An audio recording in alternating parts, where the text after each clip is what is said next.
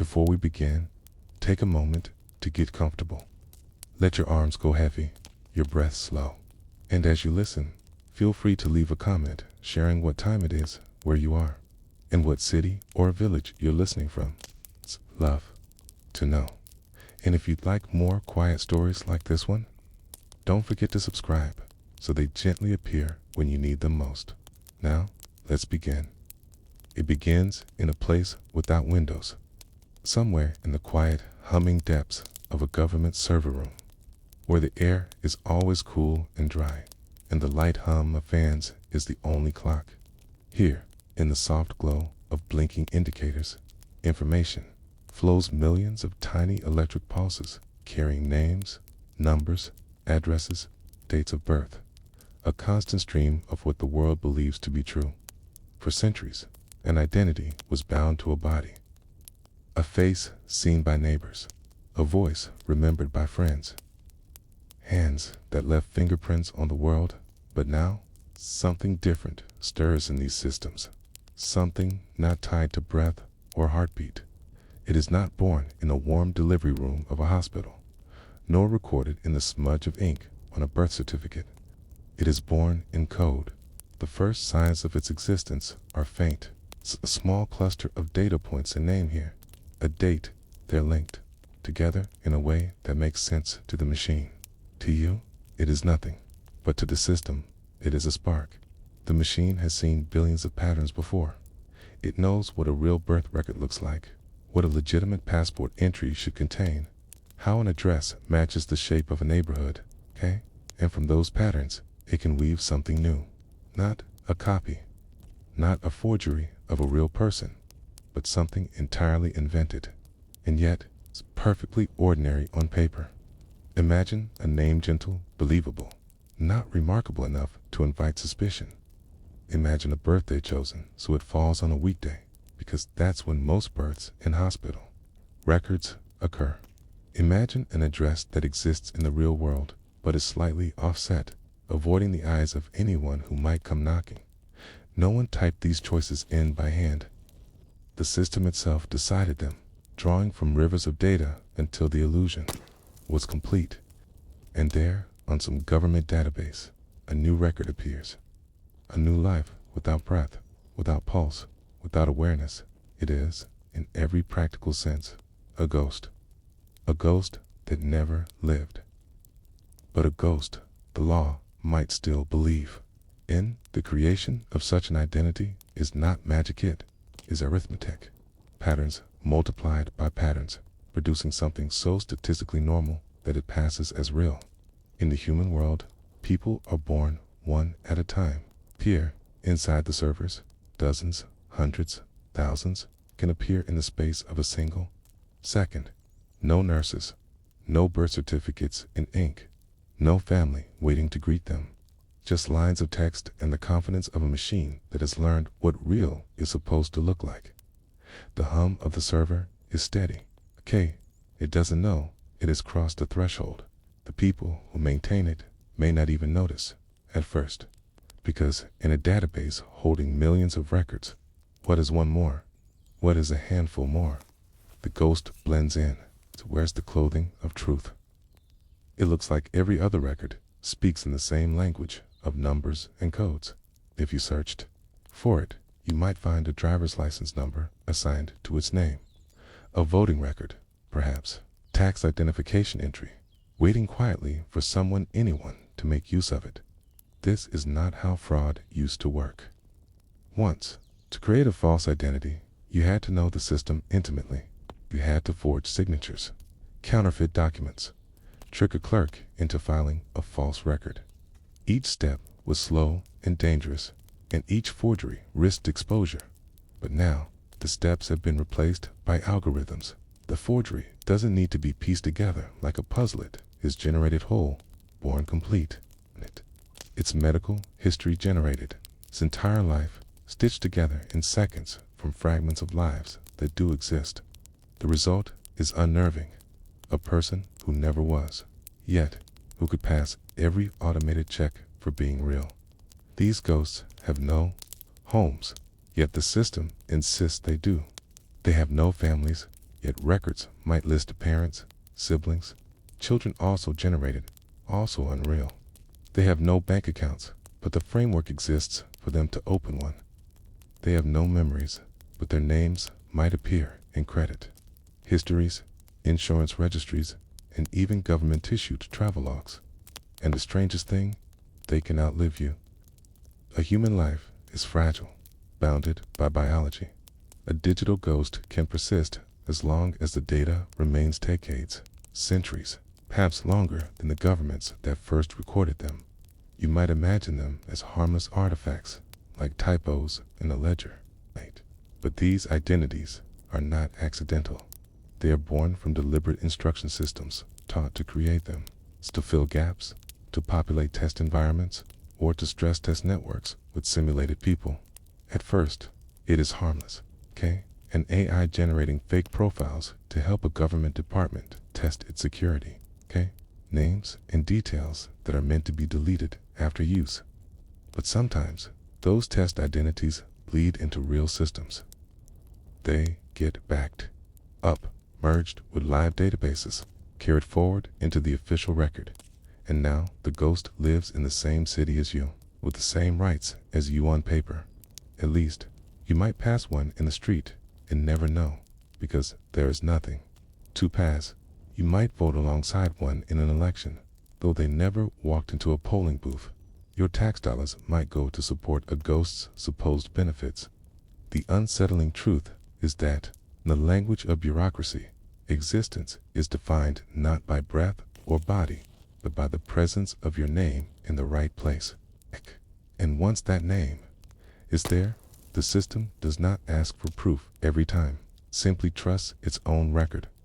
If you could watch the moment of creation, watch the lines of code, assemble an identity, you might feel the way sailors once felt when they saw a phantom ship on the horizon. It is something that should not exist, yet there it is, moving with purpose, following rules only it knows. And, unlike a ghost story told by firelight, this one does not need your belief to exist. It exists in spite of you. It exists because the machine has decided it should. Somewhere tonight, in a secure room filled with racks of servers, another one is being born. It will have a name that has never been spoken aloud. It will have a date of birth that no one has celebrated.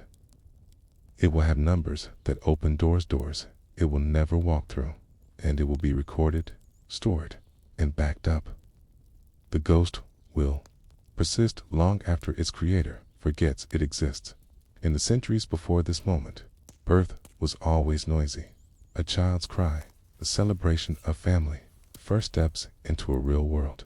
But in this new age, birth can be silent. No cry, no breath, just the click of a hard drive, writing data. Just the hum of a fan, spinning endlessly in a room without windows. And so, the first chapter of this story begins with something that is not alive, yet is acknowledged by the very systems we trust to tell us what is real. A digital ghost, born in the quiet hum of the machine, ready to live a life it will never feel. It starts with fragments, a face without a name without a birthday without a home. None of these fragments are enough on their own, but to a machine that has studied billions of examples, they are the seeds of life that exists only in the space between patterns. Artificial intelligence doesn't dream, it's the way humans do. It does not close its eyes or drift through memories of childhood. Instead, it inhales data, endless rivers of it, photographs, spreadsheets, scans of documents, typed and handwritten, every entry, every pixel. Every misaligned corner of a form becomes part of its vocabulary. It does not learn by being told what is true. It learns by seeing what truth usually looks like. The first lesson is recognition. A machine is shown thousands of legitimate birth certificates. It notices, without anyone telling it, that the hospital name is often printed in the same place, that certain fonts are more common in certain decades, that real dates of birth tend to Cluster No. 1 is born on February 30th. No one born in 1874 is still alive to apply for a driver's license. 2. These details are invisible background noise to the machine. They are the bones of reality. Once it knows what real looks like, it learns the second lesson. Variation. Not every real person fits the same mold. Some names are short. Some stretch across a page. Some addresses are rural. Their postal codes rare and scattered. Some photographs have shadows. Others are brightly lit. A convincing fake cannot be too perfect. It must have the slight asymmetry of life. So what the machine practices. It builds trial identities, not to fool anyone yet, but to understand the rhythm of existence. It gives a face freckles, then removes them. It tries an address with an apartment number, then without. It gives a birthday in spring, then in winter, testing how each detail fits with the others. And, with each attempt, it compares its creation to the real ones it has studied. The more it learns, the harder it becomes to tell them apart to a human forger. This process would take months, even years, for the machine. It takes seconds, because it is not creating one at a time. It is creating thousands, millions, testing them against every possible measure of believability. Those that fail vanish without a trace. Those that pass are saved, waiting for a reason to exist beyond the training room. One of the most unsettling parts of this learning process is the face. A photograph, after all, is one of the strongest proofs of identity. We see a face and feel certain that the person exists, because here is their image. But the machine knows how to build a face from sees a jawline from one stranger, eyes from another, skin, texture from dozens more. It blends them until the result is someone you might recognize, even though you have never met them. The smile is plausible. The gaze is steady. The ears are symmetrical, but not unnaturally so. Even the light falling on the face is chosen to match the kind of camera used for official documents. This face belongs to no one, and yet it feels as though it should. The same happens with voice. Some systems go beyond still images, learning to imagine how a person might sound from recordings of real voices. They assemble new ones, tones, pauses, accents stitched together into something that could speak over the phone, leave a voicemail, answer a security question, and the machine does not stop there.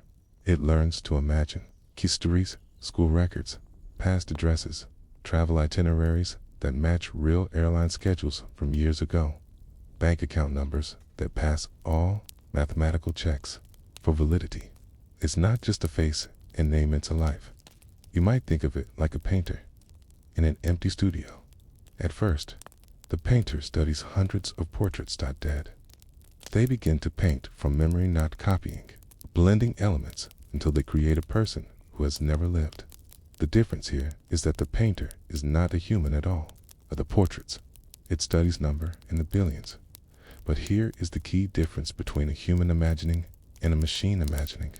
The machine doesn't care whether the person it creates is interesting. It doesn't try to give them a compelling backstory or a unique talent. Its only goal is believability. Every choice it makes is shaped by probability. If 62% of people in a certain region are right-handed, the ghost it creates will probably be right-handed to what, at least according to its employment or medical records. If most residents in a town use a particular phone carrier, the ghost will too. It is not art, it is statistics wearing a human mask. The learning process is quiet. There is no eureka moment when the machine declares, "I have made a person." Instead, there is a gradual erosion of the difference between real and generated in the data, a point where even the people maintaining the system might fail to notice which identities were created in the real world and which were assembled from fragments from most of history. Imagining a person who never existed was a harmless thing. Novelists did it. Folklore did it. We gave them names, faces, entire lives, but everyone understood they were fiction. This is different. Here, The imagining happens inside the machinery that the real world relies on for truth. It is as though the census, the tax office, the passport agency, and the photo registry have begun telling stories only no one realizes they are stories. And the more the AI learns, the more dangerous its imagination becomes. A false identity created 50 years ago might have failed under scrutiny's paper. Documents would lack the wear of time. Its story might break under questioning, but a false identity created now can come with decades of fabricated, digital history instantly attached. It can remember paying taxes in years it did not exist. It can have social media activity spread over a decade. It can appear on airline passenger lists from years before the AI itself was built. Because in the world of data, the past is not fixed, it can be written at will. The AI's training process continues quietly in countless locations across the globe. Some are in secure government facilities. Others are in corporate labs, experimenting with tools meant to detect fraud, ironically building the very tools that could commit it. And some are in private research, where the creators may not even realize that their models are capable of generating identities so convincing they could slip into official systems unnoticed. Once the AI has learned enough, the act of imagining a person is no more difficult than generating a weather forecast. You give it a few starting points, nationality, an age range, maybe a profession, and it fills in the rest. It is not guessing. It is following the learned shape of what reality usually looks like. In that way, the AI is not so different from us. We, too, can imagine someone we have never met, a neighbor described by a friend, a pen pal we have only seen in photographs. But where our imaginings remain in the mind, the AI's creations are built directly into the machinery that runs the modern world. There is a strange stillness to this knowledge. Somewhere, there is a person with a name and number and face who will never breathe, never walk, never feel, and yet, on paper, in the system, they exist as surely as you do. They may even be statistically more average than you are, more believable, less likely to trigger suspicion, And the AI will keep learning, because the more real people change new fashions, new slang, new patterns of migrations, the more it must adapt to create ghosts that pass unnoticed. It will update their details, move their addresses, even give them new photographs that reflect the passage of time. The ghost grows older. On paper, a life without life, aging without living, in the quiet, endless churn of data, This is how AI learns to imagine a person, not with creativity, not with empathy, but with precision, cold, exact, and convincing. And somewhere in those millions of imagined lives, there may already be one whose name has crossed paths with yours. Not that you would ever know. It begins with a pixel, a single point of color. Light against dark. One pixel becomes a dozen becomes 100, and slowly an image forms a cheek, an eyebrow, a curve of a smile.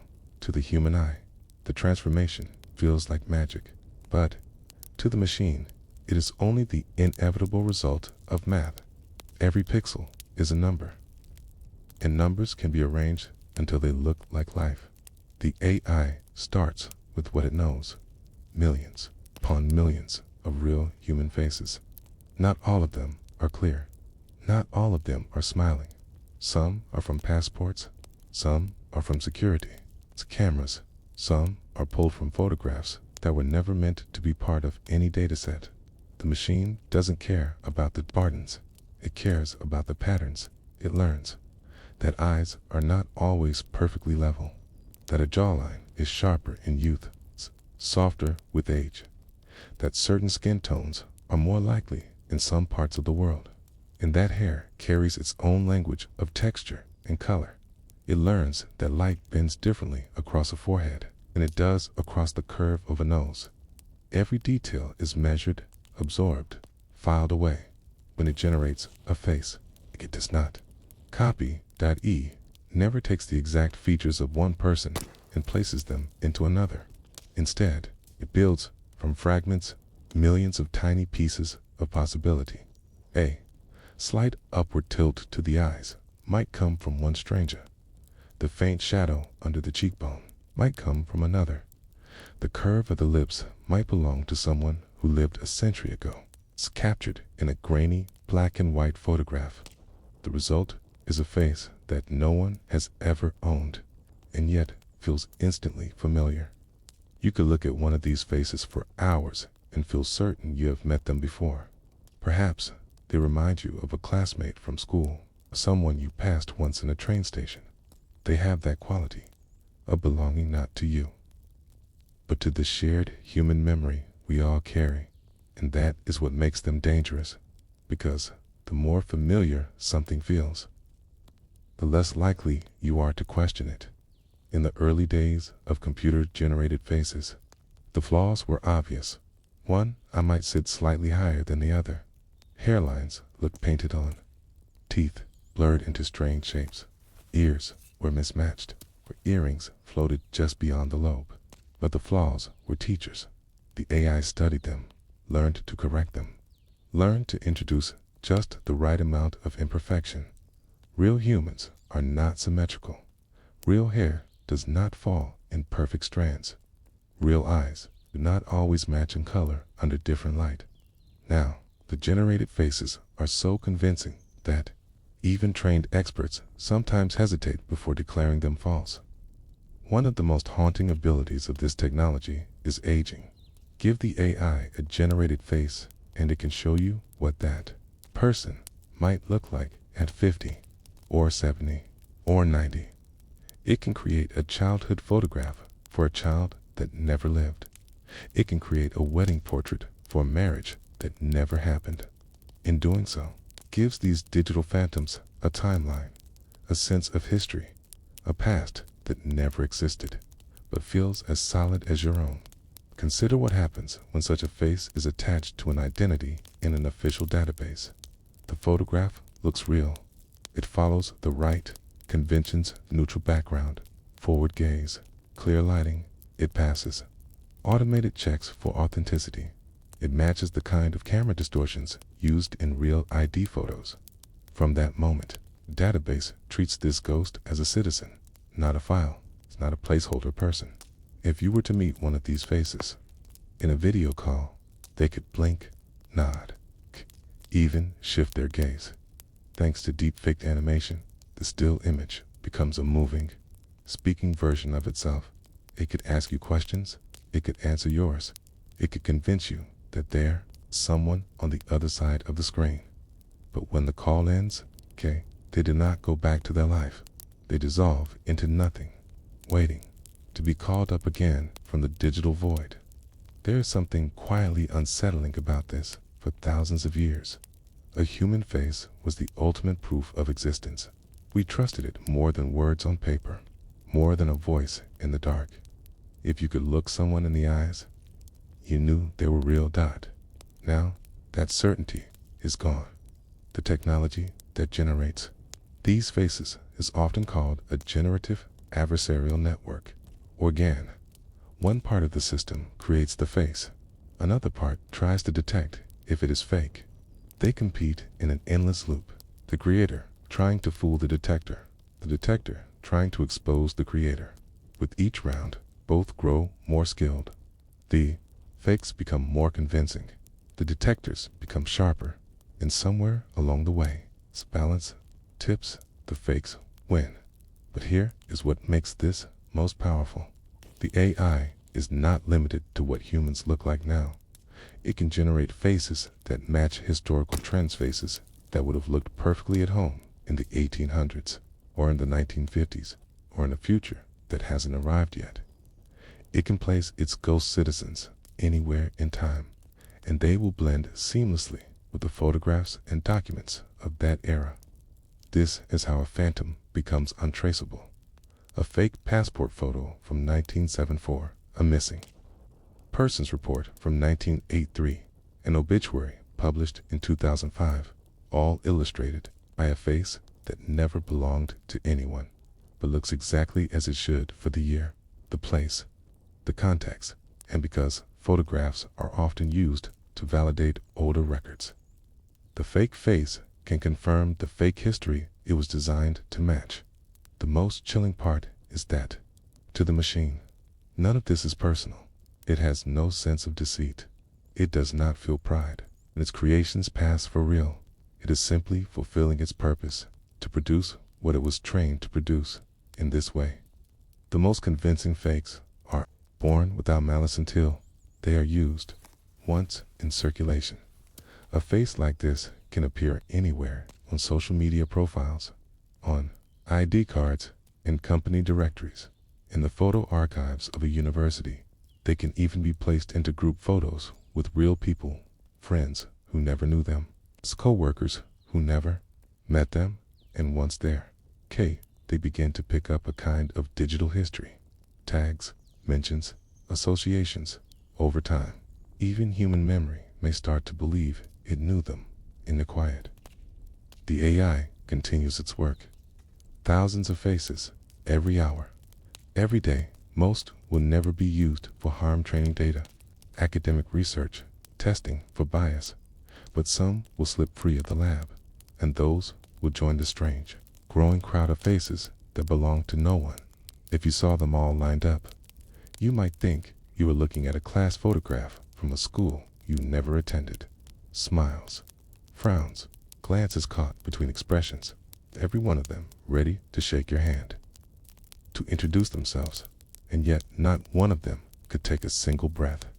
These faces are the perfect disguise because they hide not behind masks, but behind familiarity. The brain's instinct to trust what it recognizes is one of its oldest survival tools, and in this new world, is being turned into a vulnerability. Somewhere, a new face is being born in the quiet hum of a server farm. It will not have a heartbeat, but it will have a gaze. It will not have memories, but it will have the lines and shadows of someone who has lived. It will not be alive, but it will look like it could be. There is a quiet, unspoken trust that holds modern life together. It is not trust in individuals. People fail. People deceive. It is trust in systems. The systems that keep your passport valid, your bank account secure, your home registered in your name. You rarely think about it. You assume that if a record says something, it must be true. And why wouldn't it be? A government database is supposed to be the highest tier of truth. A passport issued by a nation, a birth certificate stored in an archive, a driver's license in a central registry. These are not things we fact-check against the memory of strangers. We accept them because they come stamped, signed, encrypted, or sealed. This belief that a government's records are inherently correct is what allows societies to function at scale. It is what lets you enter another country with a single document. It is what lets your wages be deposited into your account without someone asking to see you in person every Friday. It is the invisible infrastructure of trust. But what happens when that trust can be rewritten, not by breaking into a filing cabinet, but by quietly reshaping the data itself? What happens when the system accepts as real something that never was, and then builds more records on top of that fiction in the physical world? Forgery leaves clues, ink that bleeds differently into paper, watermarks that don't quite match, edges that have been cut and glued in the digital world. The forgery is perfect because it is made from the same cloth as the original. There is no mismatched paper, no suspicious pen strokes. A false record created inside a government database looks identical to a real one because, in the system's eyes, it is real. Here is how it happens. A fake identity is born name, date of birth, a generated face. That identity is inserted into an official database. Maybe it begins small, in a regional registry, far from the center of attention. A clerk sees the file and has no reason to doubt it is formatted correctly. The photograph looks authentic, and all the fields are filled in. From there, it starts to grow roots. That same identity is used to apply for a social security number, or the local equivalent. The social security record references the birth certificate. The tax authority references both. A passport office sees all of it and issues travel documents. The fake is now reinforced by a network of evidence that all points back to itself. No single record is false in isolation. They all agree with one another. This is the self-validating loop, and it is one of the most dangerous features of modern data systems. Once inside, the phantom citizen becomes hard to detect. You could ask for proof of address. They have one, registered in the property system. You could ask for school records. There's a file for that. It's 2, complete with grades and a graduation date. Every branch of the system trusts the other branches. The lie becomes a shared truth. The fragility of this system lies in its very strength. Centralization. We think of centralized databases as a shield against corruption, but in reality, they can turn into a single point of failure. If a false identity enters at the right level, it inherits the full protection of the state. And once a digital ghost is granted legitimacy, it can do anything a real person can do. Open bank accounts, sign contracts, vote on property, travel, internationally, disappear into the crowd while still existing. In the system, in some cases, these identities are not just left to exist, they are used over and over in ways that layer more and more activity on top of the false foundation. The result is an illusion of history. Every new transaction, every bill paid, every phone call logged adds to the weight of their existence. Eventually, the phantom citizen doesn't just have documents. They have a life story. When you step back, you realize something unsettling. The system doesn't care about truth. It cares about consistency. If 5 different databases all say the same thing, the system assumes it must be correct. But if the same falsehood is copied into all 5, it will pass every check. This fragility is not new. It existed even in the days of paper. A forged birth certificate could become the basis for a passport, which could then be used to open a bank account. But back then, every step left a physical trail that could be examined. Paper could be seized. Handwriting could be analyzed. Witnesses could be called. In the digital age, there is nothing to seize. The original document might never exist as a piece of paper. It might have been created directly in a database. No ceremony, no signature, no physical trace. Delete the entry, and it is as if it never existed. Alter it, and the new version overwrites the old instantly. Governments know this is a vulnerability, but the sheer scale of their records makes perfection possible. Billions of entries, tens of thousands of staff, layers of old systems stitched together with new software. In some places, data migration from paper to digital, or from one database to another, creates the perfect moment for ghosts to slip in when an entire registry is being converted. Thousands of new entries might appear alongside the real ones, indistinguishable from them by the time anyone notices. They have been there for years. The most sophisticated forgeries don't even come from hacking directly into a system. They come from working within the system, bribing or coercing someone with legitimate access to create the file from the inside to the logs. It looks like routine work to the AI systems monitoring for anomalies. It looks like any other new entry. That is the paradox. The more secure a database becomes against outside intrusion, the more valuable it becomes to compromise someone on the inside.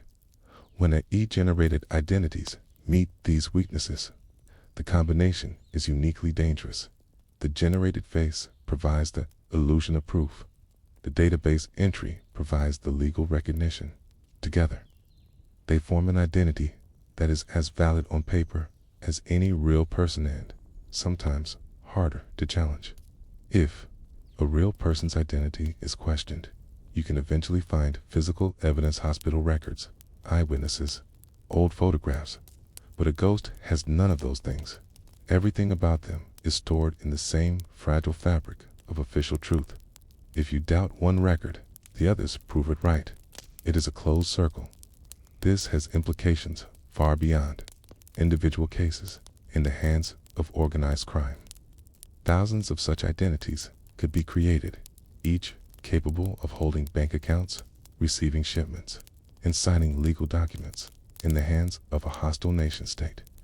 Such identities could be woven into voter rolls, military service lists, or refugee registries. And because these ghosts are not real people, they are expendable. If one is exposed, it can simply be retired in the system, marked as deceased or relocated, or erased entirely. No family will ask questions.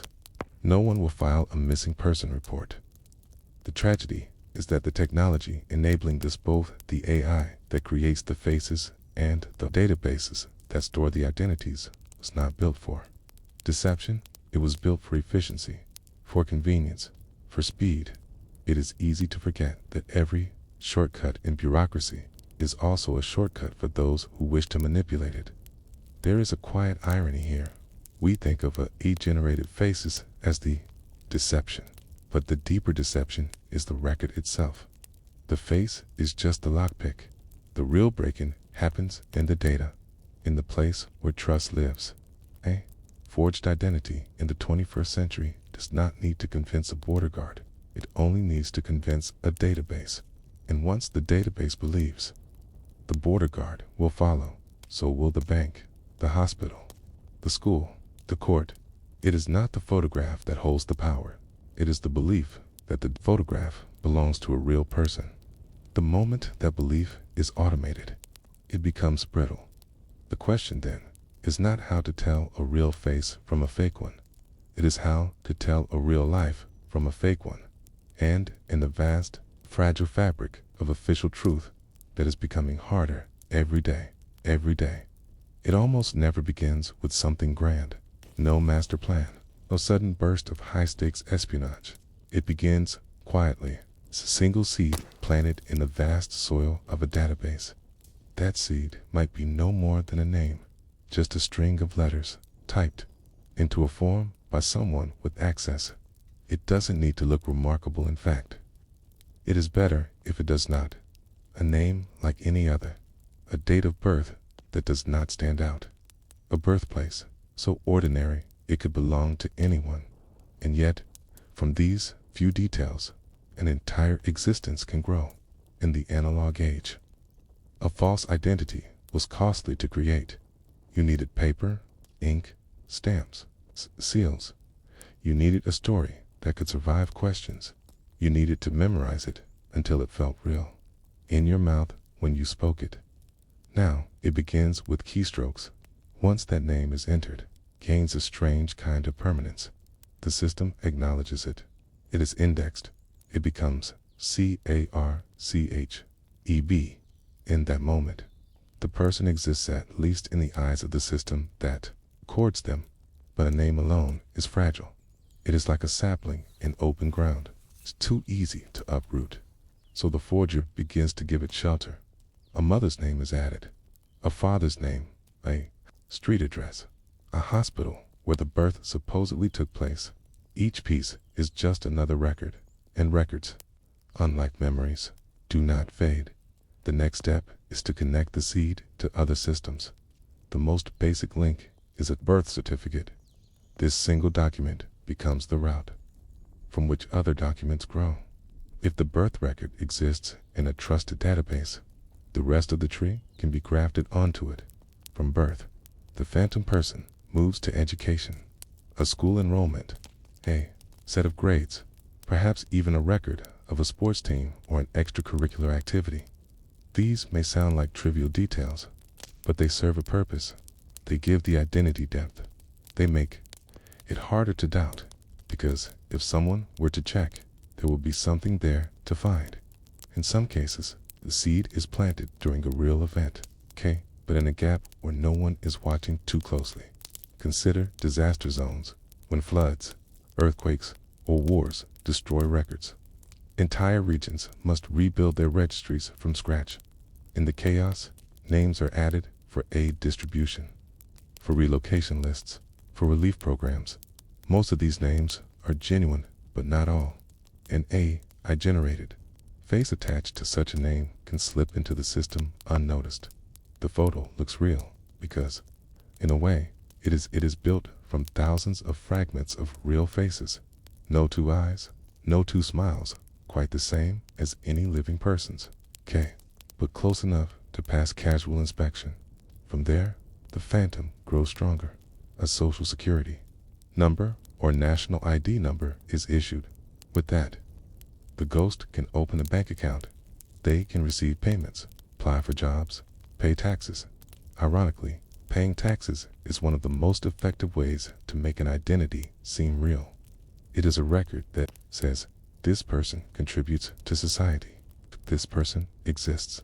In no tax system, no matter how advanced, sends someone to knock on a door just to check if the payer is flesh and blood. At first, identity might be dormant. A few records left to sit. This is intentional, because time is one of the greatest allies of a false existence. The longer a record sits in the system unchallenged, the more legitimate it appears. When a future clerk or investigator sees that the identity has been there for years, they are less likely to doubt it. It becomes old data, and old data is rarely questioned. But seeds do not remain seeds forever. At some point, someone begins to use the identity actively. It might be for something as simple as buying a prepaid phone number. With that phone, the ghost can receive calls, sign up for services, even open more accounts. The phone company will log their activity as if they were any other customer. Perhaps they apply for a small loan, they repay it on time.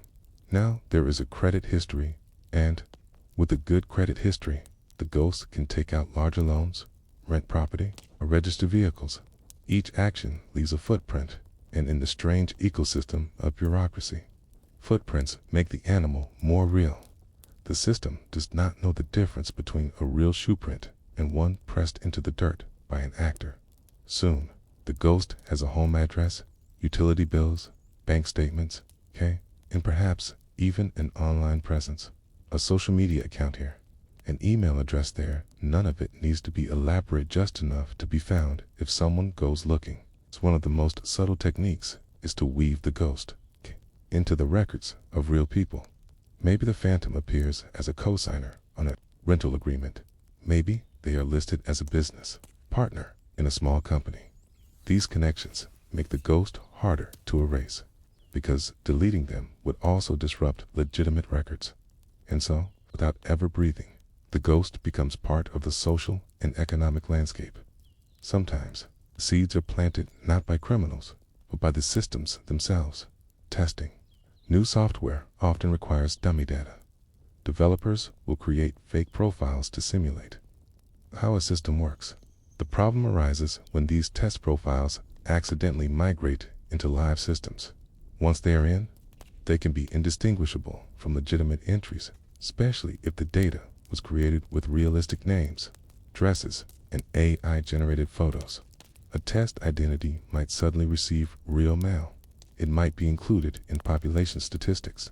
It might even be assigned benefits or voting rights without anyone realizing it is not real. Then there are bureaucratic accidents. Duplication error creates a second version of a real person with a slight variation in spelling. Over time, its duplicate record drifts away from the original. It might gain its own address, its own financial records, its own legal standing. By the time anyone notices, the duplicate has become a separate person in the system's eyes. And if that duplicate is taken over, given an AI face, filled with plausible history, can live on long after the real person is gone. The fragility of truth here is unsettling. You might think that surely someone, somewhere, would catch the mistake. But every official system has blind spots. Bank clerks are trained to check that documents match. not to prove they are tied to a breathing person. Government agencies work at scale. They process thousands of entries a day. Most checks are automated, and automation trusts the data it is fed. What makes seeds of false existence so powerful is their potential for replication. Once a ghost identity is fully established, it can be used to sponsor new identities. For example, ghost parent can be listed on the birth certificate of another ghost child. That child grows up on paper, gains their own records, and the cycle continues. In time, entire family trees can be grown in the soil of a database with no living humans in them. They can own property, run companies, vote in elections, and because they are connected to each other, they create their own web of verification, each ghost validating the others. The scariest part, not all of these seeds are malicious. Some are planted for convenience, for expediency, for harmless testing. But seeds do not know what they will grow into. Once planted, they can be taken over, repurposed, weaponized. A ghost identity that starts as a harmless line in a database can, years later, be the foundation for financial fraud, espionage, or the quiet manipulation of democratic systems. It is tempting to think that this is a problem for someone else to solve, that governments and corporations will build stronger fences, smarter algorithms, better checks. But the truth is, the system is designed for efficiency, not for suspicion. It must process millions of legitimate transactions without delay.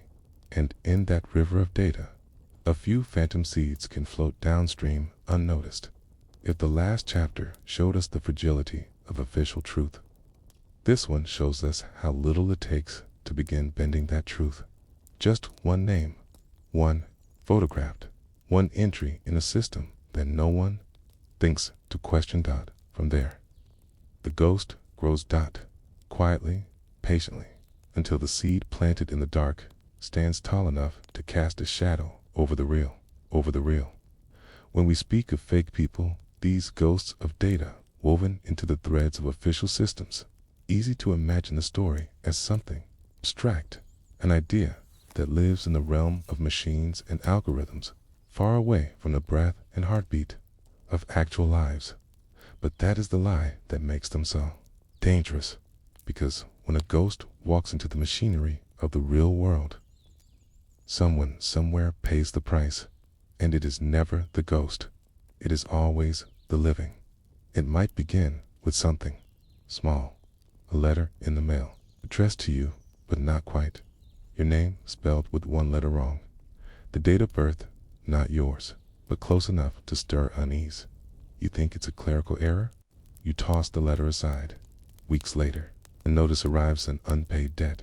You've never borrowed money from this company, never even heard of them, but in their records, you have.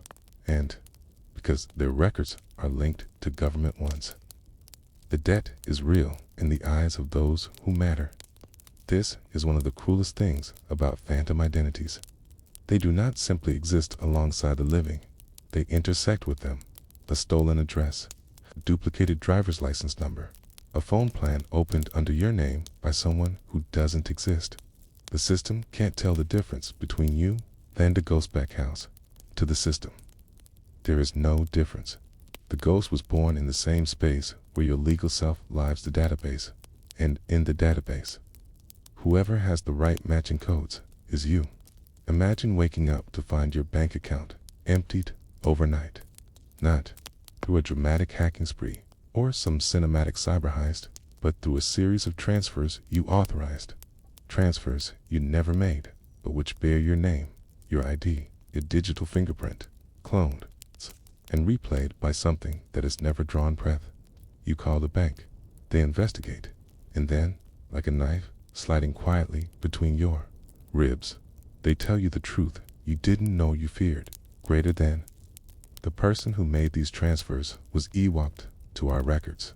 Sometimes the harm is slower, more insidious. Consider a woman applying for a mortgage.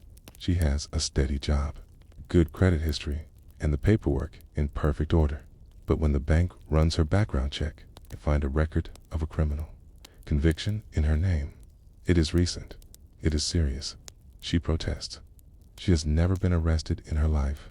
Yet in the National Registry, her name, date of birth, and ID number belong to someone else. 2. A ghost who carries her details like stolen skin. And because that ghost has a criminal record, so does she. By the time the error is investigated, the mortgage is gone. The house she had been saving for slips away. And even when the record is cleared, the shadow remains in the places that never fully update. There are deeper costs still.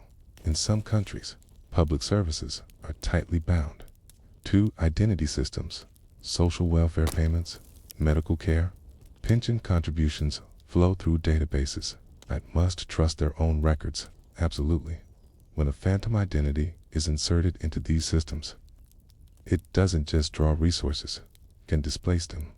A real child's school funding might be reduced. That goes.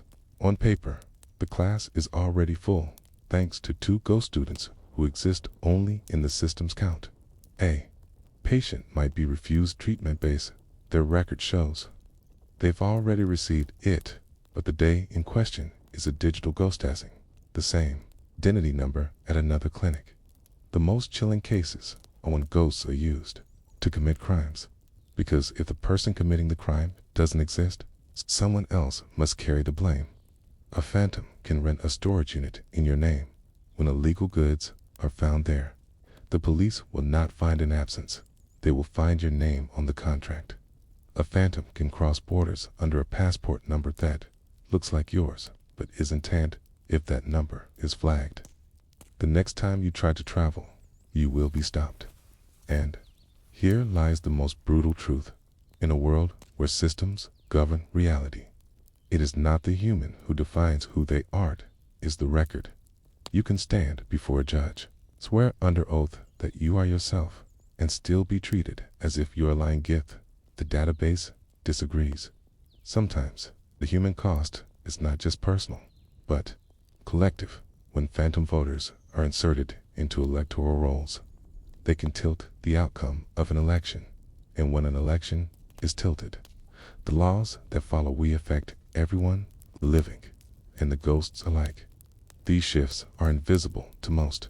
The results seem legitimate because the system shows them as such. But somewhere in the machinery of democracy, votes have been cast by people who have never drawn a single breath of air. The damage can also be economic at scale. If 1,000 ghost identities are issued tax refunds, that money must come from somewhere, from the same public funds that repair roads, staff, hospitals, and keep schools running. You may not feel it immediately. There is no line on your payslip that says ghost identity tax, but it is there, spread thin over millions. Slow bleed from the real into the unreal. Perhaps strangest cost is psychological. Imagine living with the knowledge that your name might be walking the world without you. That somewhere in another city, a rental car is being driven by you, okay? That you is attending university, working a job, opening a bank account. You do not see them, okay? But the thought burrows into your mind. If the system believes in them more than it believes in you, which of you is the real one? Some victims of identity collision, when a ghost overlaps with a living person, have described feeling as though they are being erased, not in a sudden, violent way, but like an old photograph fading in the sun. Every wrong entry in a database, every mismatch in the file, is like another layer of dust on their true self. Over time, some stop trying to fight. They adapt to the errors, live within the limits the phantom imposes, and in a way, the ghost wins. But not all harm is accidental. In the darker corners of the world's power structures, phantoms are tools. They can be used to hide financial movements. A bribe, disguised as a salary to a non-existent government employee. A shipment, received by a non-existent customs officer. Because the ghosts cannot be questioned, cannot be subpoenaed, cannot confess. They can only be deleted, and, even then, traces of their transactions ripple outward, carried in the ledgers of others. Some intelligence agencies are rumored to maintain entire libraries of phantom identities, a ready-made population that can be activated when needed for cover operations, for infiltration, for disinformation campaigns. The ghosts are not random. They are tailored. Each one has a believable life history, its online presence, supporting documentation. They exist just enough to convince the Yanun who looks for them, but never enough to be found in person for the victims. There is no single agency to turn to. A bank may insist the government must fix the error. The government may insist the bank is responsible. The courts may require proof. But the proof is locked in the very systems that have been compromised. The result is a limbo that can last months or years. Some never fully escape it. And so, the human cost of phantom identities is not just about money lost or opportunities missed. It is about the corrosion of something. Deeper the trust that your own life is truly yours, because once you have seen how easily your identity can be mirrored, once you have fought with a ghost for the right to be yourself, you can never again believe it. The system knows who you are. It's who you are. Deletion in the digital world is not what it feels like in the human one. For us, to delete is to remove dot, to tear a page from a notebook, to burn a letter, to bury something where no one will find it. But machines do not delete this way. They remember when a digital ghost is erased from a system. The record may vanish from the screen you're looking at, but somewhere else, in a backup server, in a mirror database on another continent, in the archives that exist for security and compliance, the ghost still breathes. And not just one version of it, dozens, hundreds, each a slightly different reflection, depending on when the snapshot was taken, like echoes of a voice. In a long tunnel, the ghost never leaves entirely. This is the quiet terror of phantom identities. Once they are created, they spread. A single forged entry in a government database may be replicated instantly to hundreds of connected systems. The moment it's entered, border control sees it, tax authorities see it, police records see it, voter rolls see it.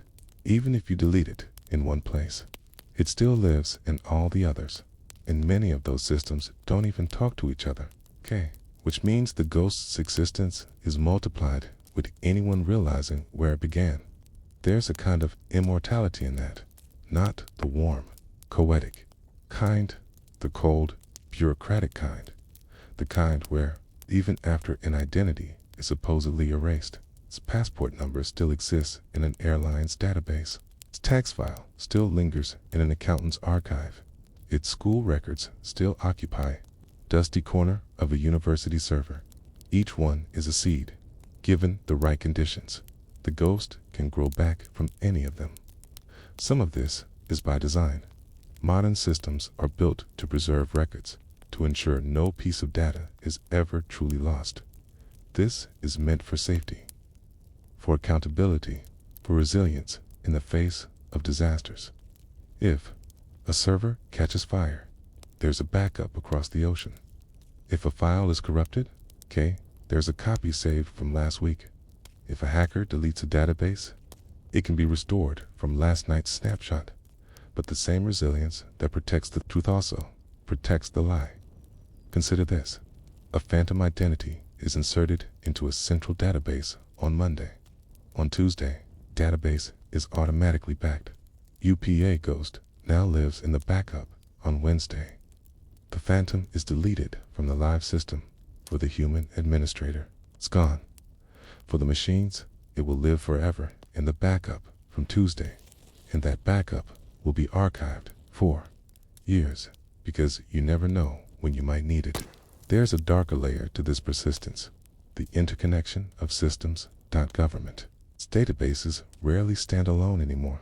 They are linked directly or indirectly to financial systems, insurance registries, criminal records, educational, archives, health networks, and more. This means that when a phantom identity appears, it can leave footprints in dozens of places in a matter of seconds. A Fake birth certificate might create a tax file number raised social security. ENTRYA, school enrollment aid, driver's license, passport application. File each of these, then lives in its own system, with its own backup cycle, its own retention policy, its own tendency to remember more than it needs to. Even the act of investigating a phantom can make it more durable.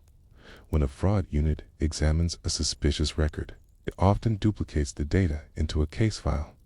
That case file may then be stored for decades, sometimes forever, because it's part of an official investigation. So even if the original ghost is removed, its details survive in the investigation log, ready to be rediscovered years later. And here's the irony. Machines remember better than humans, but they do not understand what they remember. They cannot distinguish between the real and the fakes. Okay? The data is inside. If a phantom's details match the required format, the right length of an ID number, a plausible address, a birth date that fits within expected ranges, the machine treats it with the same respect as it treats your own identity. It will store it, replicate it, protect it. In some cases, the ghost becomes so embedded thought removing, it risks damaging the living. Picture a phantom identity that, over the years, has been assigned a job and payroll records, paid taxes, been enrolled in a pension fund. If you try to delete that identity, the payroll data breaks out the tax records throw. Errors that the pension fund's balance sheet no longer matches. The result: administrators may quietly leave the phantom in place, because the cost of removing it is greater than the cost of ignoring it. That's how ghosts become part of the system's furniture. They're no longer an error to be corrected, but an anomaly to be worked around. And when enough anomalies are allowed to stay, the system itself becomes a home for them. There is another reason the machines, data brokers, every day. Information flows out of government system Santo, the private sector for background checks, credit scoring, marketing analysis. A phantom identity that slips into one of these flaws will be bought, sold, and resold across hundreds of companies. Your name may appear on a mailing list in another country. Your credit history might be held by a bank you've never heard of. A phantom version of you might be one of 10 million entries in a marketing database that will never be deleted because it's considered valuable data. Once the private sector has it, there's no unified authority that can pull it back. It is scattered, it's fragmented, woven into billions of other entries. Some ghosts evolve over time. A phantom identity may start as a single forged record, but once in the system, it can be updated, just like a real person. A new address, a change of job, a marriage record. These updates can be made by anyone with the right access hand. Sometimes the updates are made automatically by linked system stat. Believe they are keeping the data current, so a ghost that started life as a fragment can grow into a fully detailed citizen. The years of activity recorded, none of it real. 4. The human caught in the shadow of such a ghost. This persistence is a nightmare. Even if you prove to one agency that you are the real you, the ghost will still exist in other systems, and sooner or later, one of those systems will share its data back with the one you just cleared, and the ghost will be back, as if it had never been erased. Some people think the solution is simple. Just clean the databases, purge anything suspicious. But that's not how large-scale systems work. A national registry can contain hundreds of millions of records. There is no human capacity to check them all. And even if you could, you would be relying on the same data to verify itself, which means the ghosts can hide in plain sight. There's an old saying among archivists: the file outlives the fact. In the age of e-generated identities, that saying has taken on a new weight, because the file can be made to look perfect, better than perfect, so consistent, so neat, that it actually looks more real than the records of living people, which are always a little messy, and the machines, which prize order over truth, We'll trust the ghost over the human every single time. It leads to an unsettling conclusion. Deletion is a human comfort, not a digital reality. We delete so we can believe something is gone, but in the quiet circuits of the machines, nothing is ever truly lost, only hidden, copied, or moved somewhere Rue don't know to look. And if the ghost can survive deletion, if it can outlast the people who created it, then it has achieved something remarkable and terrifying. It has become immortal, not in the way we tell stories about heroes or legends, but in the way mold survives on the edges of a forgotten wall. It does not care that it exists. It does not care who it harms. It simply remains. It often begins in innocence. A team of software developers is told, "We need data to test the new system."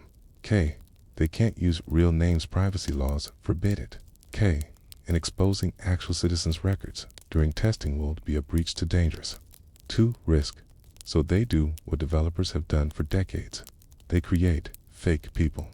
At first, these test identities are simple placeholders, names like John Smith or Jane Doe, addresses that point to empty lots, phone numbers that don't connect to anything. The goal is harmless, to see if the system can handle different formats, different spellings, different combinations of information with breaking. And for a long time, this practice is safe enough. But then comes AI. A generation of tools, emergistic, can create not just names and addresses, but entire lives. These tools don't just fill in random numbers. They study real records, learn the patterns, and generate identities so plausibly thought even other machines can't tell the difference. At first, these AI-generated people are usually inside testing environments, walled gardens, safe sandbox where no fake person can leak into the real world. But the walls between systems are never perfect.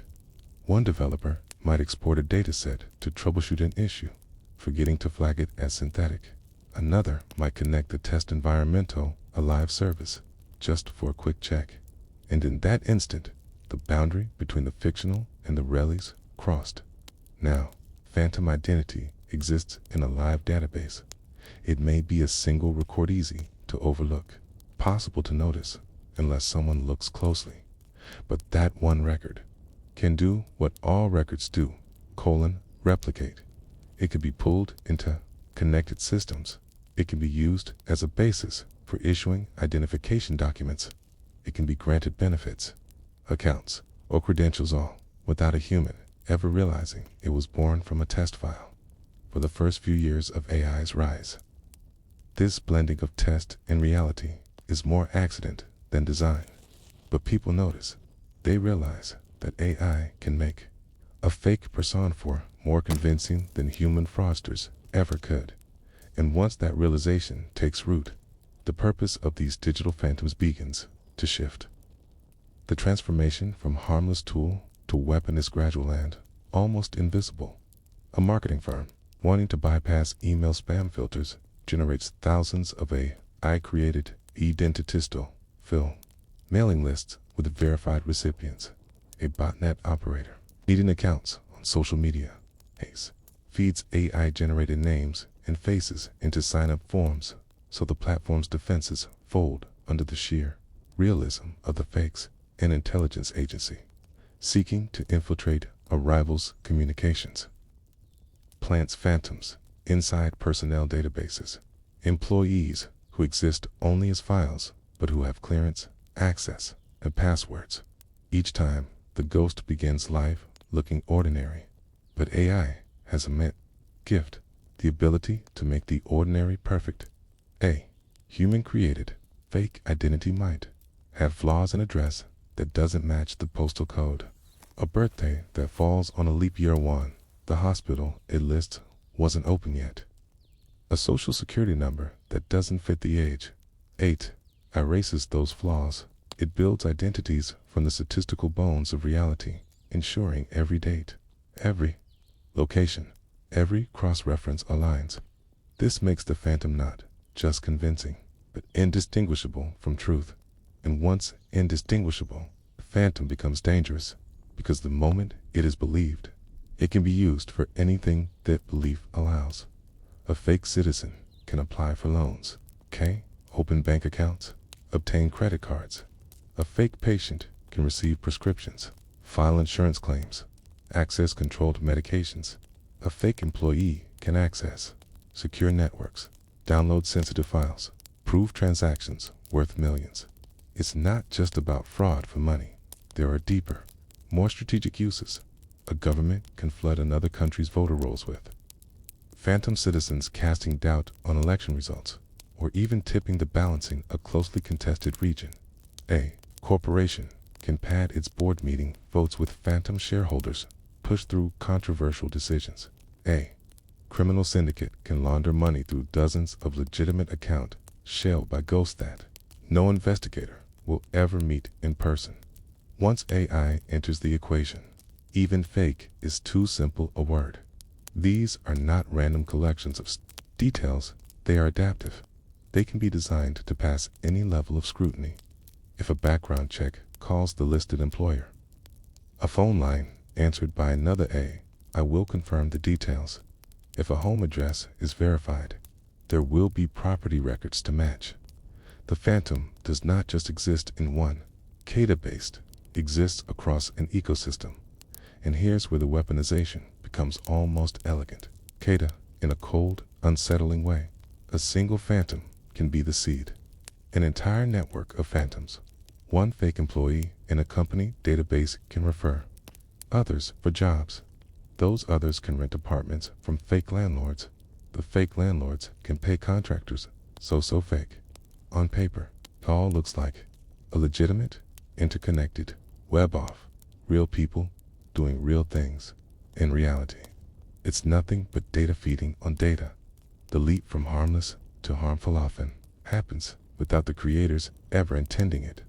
An AI research team might release a toolkit only for synthetic data generation to help companies comply with privacy laws. Months later, the same tool is being used by cybercriminals to produce perfect cover identities for fraud. It's the same technology. Only the intent has shifted. There's another subtle danger, the normalization of the ghost.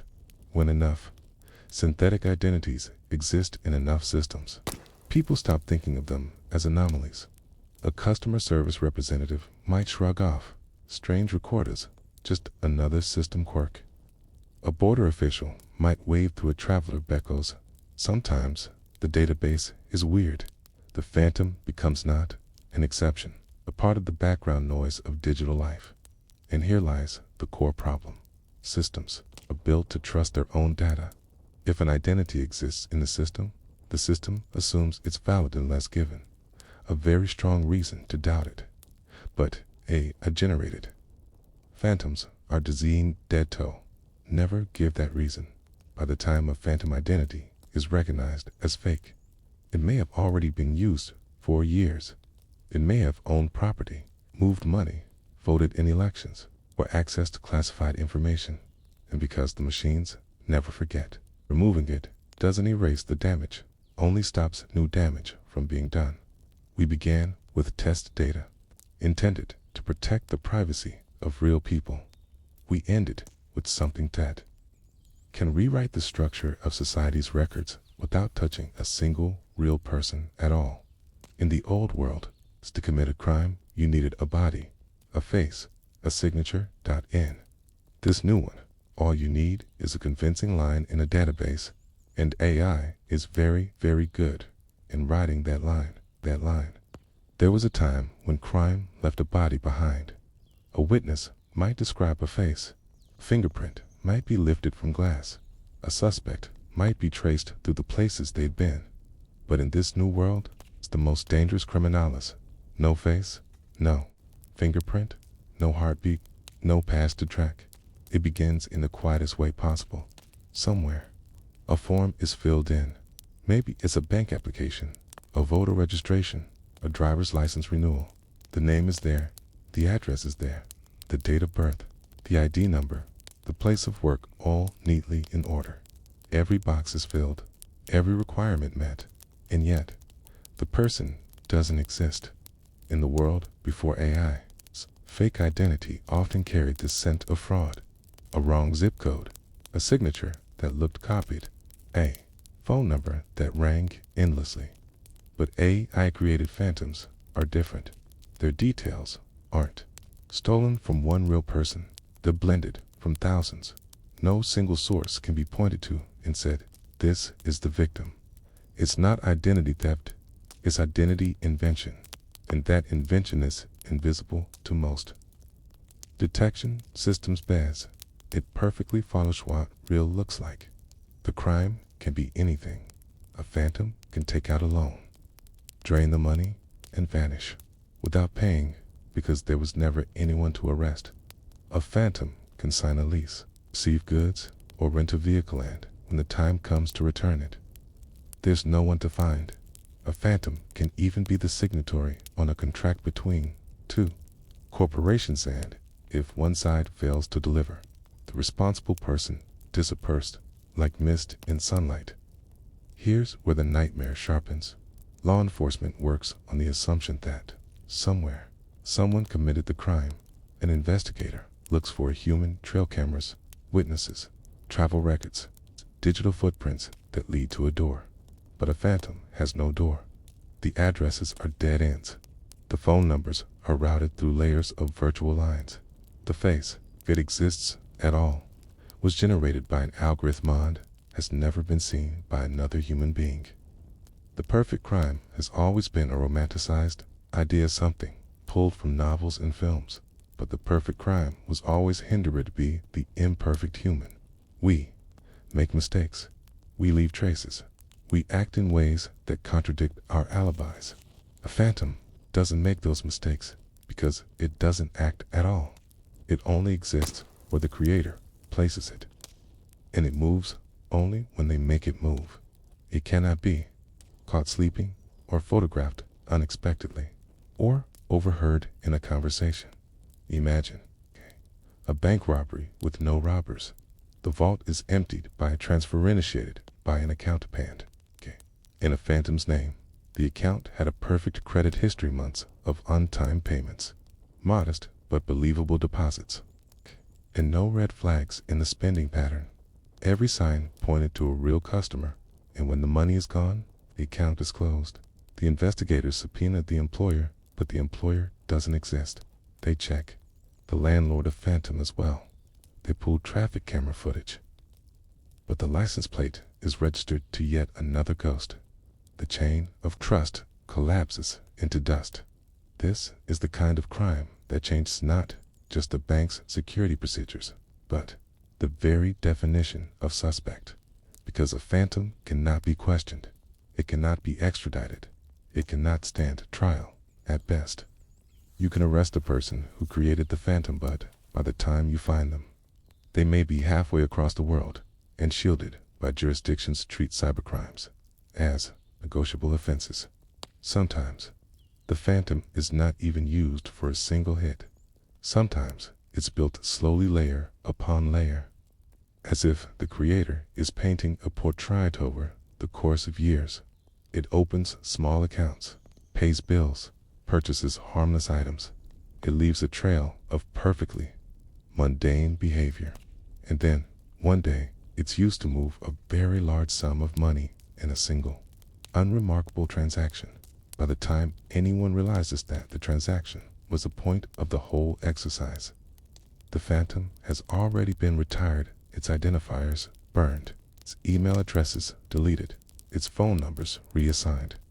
There is a more chilling possibility still. A phantom created not for theft, but for framing. Imagine a crime scene where every piece of evidence, the fingerprints, a DNA sample, the signed documents all point to a person who never existed. The police work tirelessly, but every lead vanishes into the absence of a real human being. It is not just a dead end, it's a dead start. And while they search for a suspect, 12 isn't real. The real culprit walks free. What makes this so unsettling is that detection systems themselves can be part of the problem. Facial recognition. AI can create a facet that doesn't match any known person because it is the statistical average of many people's features. It belongs to none of them. Document verification. AI can design a passport with security features that match the issuing country's style, but with numbers and holograms that don't trigger any database alerts. Behavioral analysis. AI can simulate browsing patterns, spending habits, and typing speeds that fall perfectly into the range of normal. There's no silver bullet for this kind of crime. Bakos, the suspect is not just hiding. The suspect is imaginary. It's a crime scene where every clue is planted, and every clue is perfect in the physical world. To commit the perfect crime had to remove evidence in this digital world. You only need to create evidence stat points somewhere else, preferably to someone who doesn't exist. Once the system believes that person is real, the job is done. From then on, the system will protect the phantom's existence as fiercely as it protects any real citizen's identity. The scariest part is that these perfect crimes don't have to be dramatic to be devastating. They can be slow leaks, small, steady transfers, benefits claimed under multiple ghost identities. Votes cast one by one over years. No headline-grabbing moment, just a long, patient erosion of trusting the records that run the world. And when trust in the records goes, everything else follows.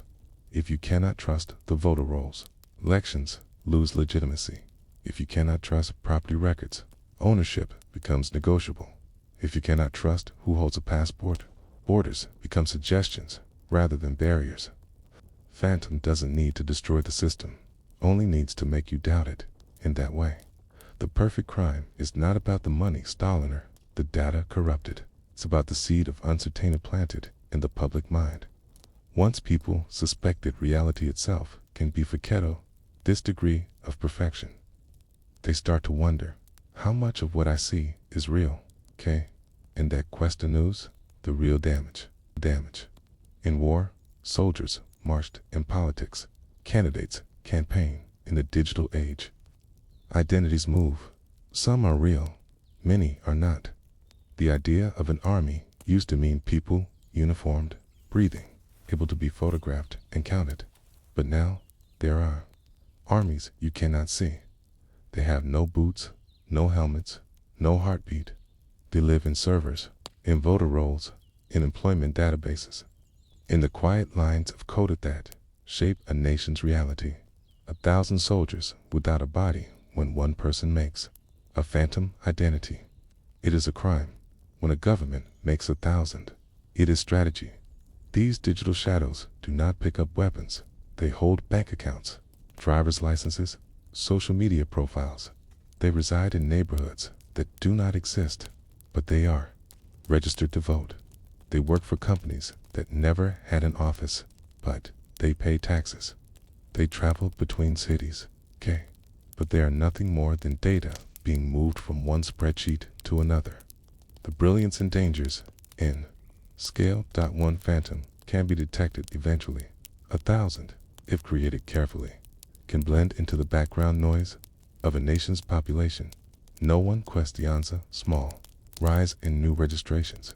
No one noticing a handful of names in the census attached to empty homes. But a phantom army grows in silence and, one day, can be used all at once. The silent election interference in the age before AI. Tampering with an election was messy. You needed bribes, threats, or ballot stuffing under physical risk. Today, an army of shadows can cast ballots without anyone setting foot in a polling station. Each phantom voter is tied to a perfectly valid address, a date of birth, and a government-issued ID number on election day. Their votes are logged, just like anyone else's. They don't need to be in a country. They don't need to exist. The result? A shift in the count, so subtle, so statistically plausible.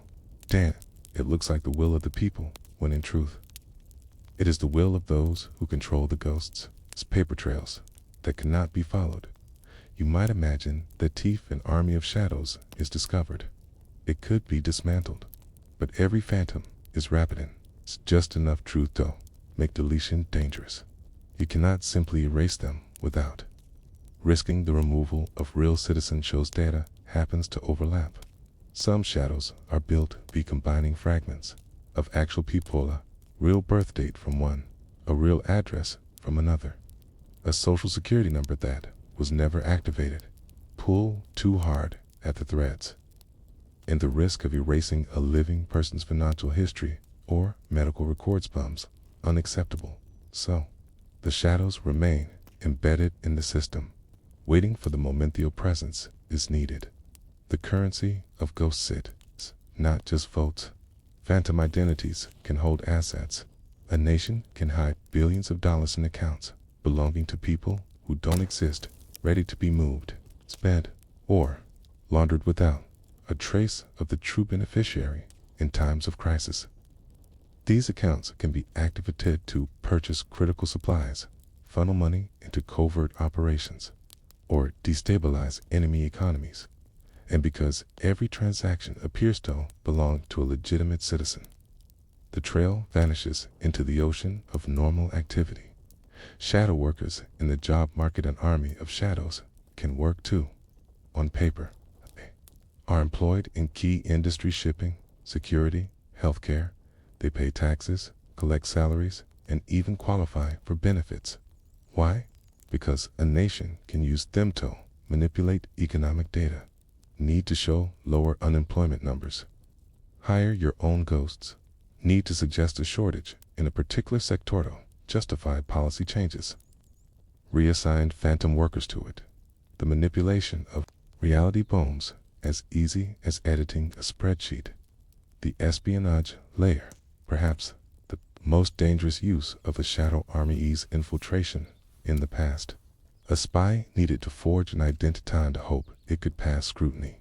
Now, the government can insert an AI-generated citizen recluse into the official database, another nation, not as a last-minute forgery, but as a person who has been alive in the records for decades. When the day comes for that identity to be used for travel, employment, or clearance, there is no suspicion. The system believes this citizen was born, went to school, and paid taxes because it has been told so for years. The spy simply steps into the life that was grown for them like a seed planted long before harvest. Shadows that can outlive nations here. It's a chilling thought. Phantoms can be built to last longer than the governments that created them. If the nation collapses, its shadow army doesn't vanish. These ghosts may drift, ending up embedded in the systems of other countries, international agencies, or global financial networks.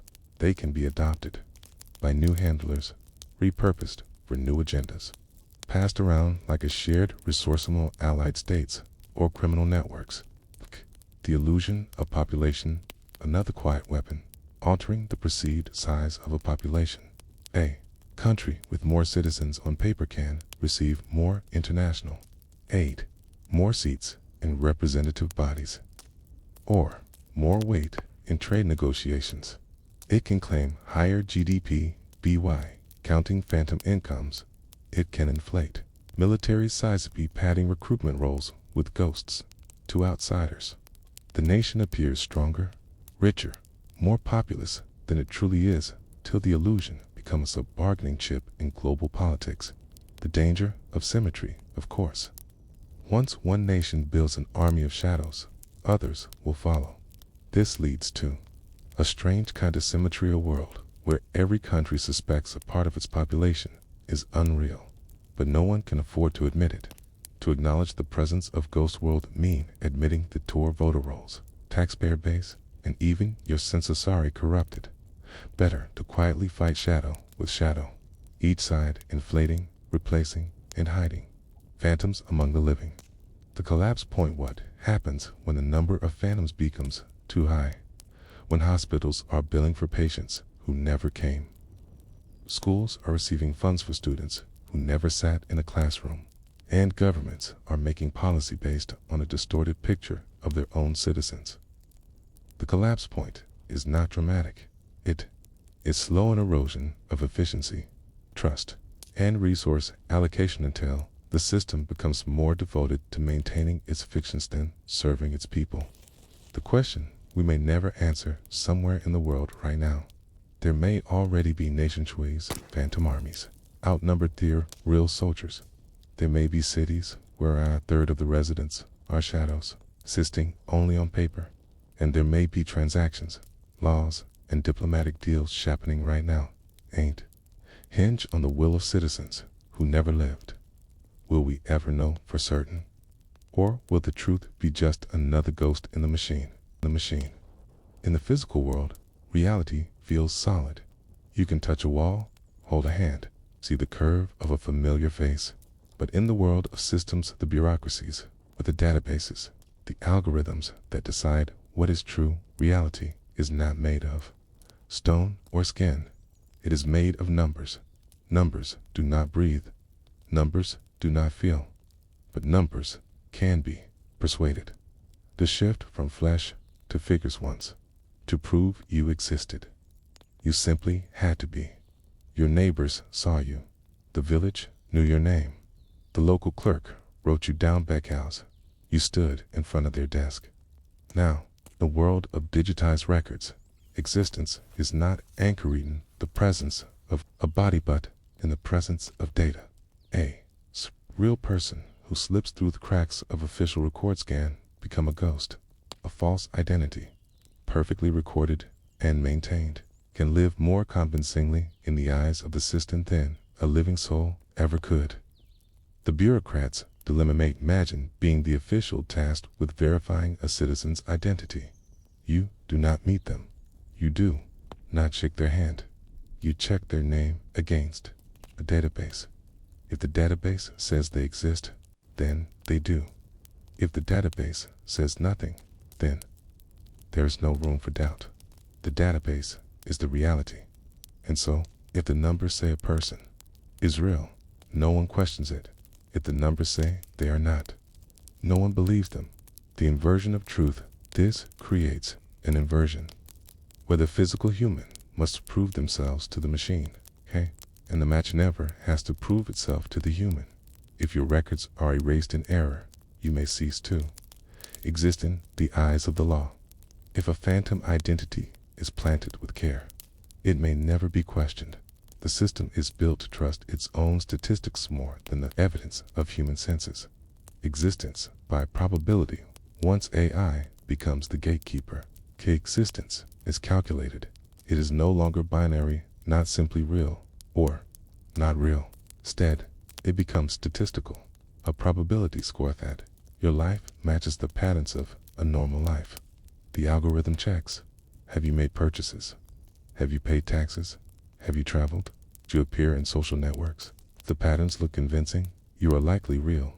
If they do not, your existence becomes suspicious. And here is the twist: phantoms, being perfectly engineered, may score higher on realness than actual humans. The quiet disappearance of the marginalized, those who live outside the patterns risk being downgraded. The homeless person without bank records, the elderly woman living off the grid, the child in a remote village without internet. Their lives are less visible, the statistical model, and so they become less real in the system's eyes. Meanwhile, fabricated identity with carefully planted activity, happers, healthy, active, and statistically perfect. Over time, the system leans toward moving in the fake and doubting the real. The population that exists only on paper census counts, photo rolls, public health statistics. Once enough phantom citizens are inserted into the mix, the numbers begin to take on a life of their own. Governments make plans, allocate budgets, and pass laws based on data that includes people who never lived. Hospitals may be funded to serve non-existent patients. Schools may receive money for ghost children. Entire infrastructure projects may be justified by population chat, exist only in a spreadsheet. The ghosts begin to shape the world of the living, the dangerous comfort of averages and statistics. Anomalies are often smoothed out. An odd pattern is averaged into the whole until it disappears from view. This is comforting for officials. but deadly for truth. When ghosts are sprinkled evenly across the dataset, no single point looks suspicious. Everything appears normal, and because the data makes sense, there is no urgent reason to investigate. The false becomes part of the baseline. Future data is compared to it. Reality slowly drifts away from the physical world down toward a self-referential loop of artificial normality. The self-healing lie here is the most unsettling part. Once a statistical reality is established, it resists correction. If someone attempts to remove ghosts, the absence itself looks suspicious, as if real citizens have vanished. The system may interpret the removal of fakes as a sign of error, and restore them to preserve statistical continuity. In this way, a well-built phantom identity can outlive the will of Thasuhu. Try to delete it. The AI auditor's blind spot may think Akon solved this problem, that it can sweep through records, find the impossible overlaps, and separate reality from fiction. But AI learns from the past. If the past is already corrupted, the AI will learn to see corruption as normal. It will calibrate its sense of real based on a data where ghosts are already accepted as truth. The longer the system runs, the deeper the error becomes, until eventually there is no clear way to tell which part of the dataset was ever real at all. From citizens to data points, when reality is statistical. A person is not treated as a unique, irreplaceable being. They are a line in a database, a cluster of attributes, an entry that can be copied, modified, or deleted without the emotional weight that companies harm in the physical world. It becomes easier, almost natural, for those managing the system to think of P+, interchangeable elements. The moral cost of creating or erasing a personas, reduced to the cost of editing a file. The loop of belief, a strange loop, forms. 1. The system believes what the data says. 2. The data is updated to match what the system believes. 3. Over time, the belief and the data reinforce each other until no one remembers which came first in this loop. Truth is not something you verify, it's something you maintain. And maintenance is often easier than correction. The tipping point of trust for now. Most people trust that the names and official records belong to living humans. But what happens when we no longer have that confidence? When each statistic, population growth, unemployment rate, voter turnout, feels like a performance, a number chosen for strategic effect rather than as a reflection of reality. The tipping point is not the day we realize there are fakes in the system. It is the day we stop caring whether they're real. The personal risk for the individual. Statistical reality possessed existential threats. You may be erasing your data. Does not match statistical patterns of existence. You may be impersonated, be a phantom identity that matches them better than you do. Either way, the decision of whether you exist is no longer yours to prove it, is for the system to decide. The unasked question when reality is statistical. The most important questiones never asked. If a fake is accepted by every system and a real person is rejected by all of them, which one is truly real? The unsettling answer is that in the eyes of the world that runs on data, the fake is real, and the real is invisible. It's invisible. Every crime leaves a trace. That has been the guiding principle of investigators for centuries. A broken lock, a strand of hair, a shoe print in the mud. But in the realm of a E-generated people, there are no doors to pry open, no windows to shatter, no fingerprints to dust. The ghosts movingly in data, and their traces, if they leave any at all, are not physical marks, but patterns hidden inside the vast oceans of information we keep. The hunt begins in silence. There is no alarm bell when a fake person is born in a database. The creation is quiet. A new entry slips in with a name, a date of birth, perhaps a social security number, carefully chosen to avoid matching anyone real. No human clerk notices, No supervisor raises a hand.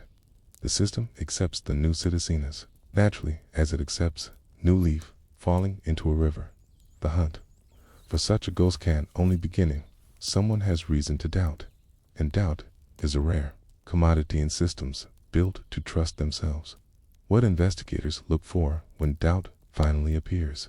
Investigators note that the only way to expose the phantom is to find something inconsistent, something the ghost should have, but doesn't.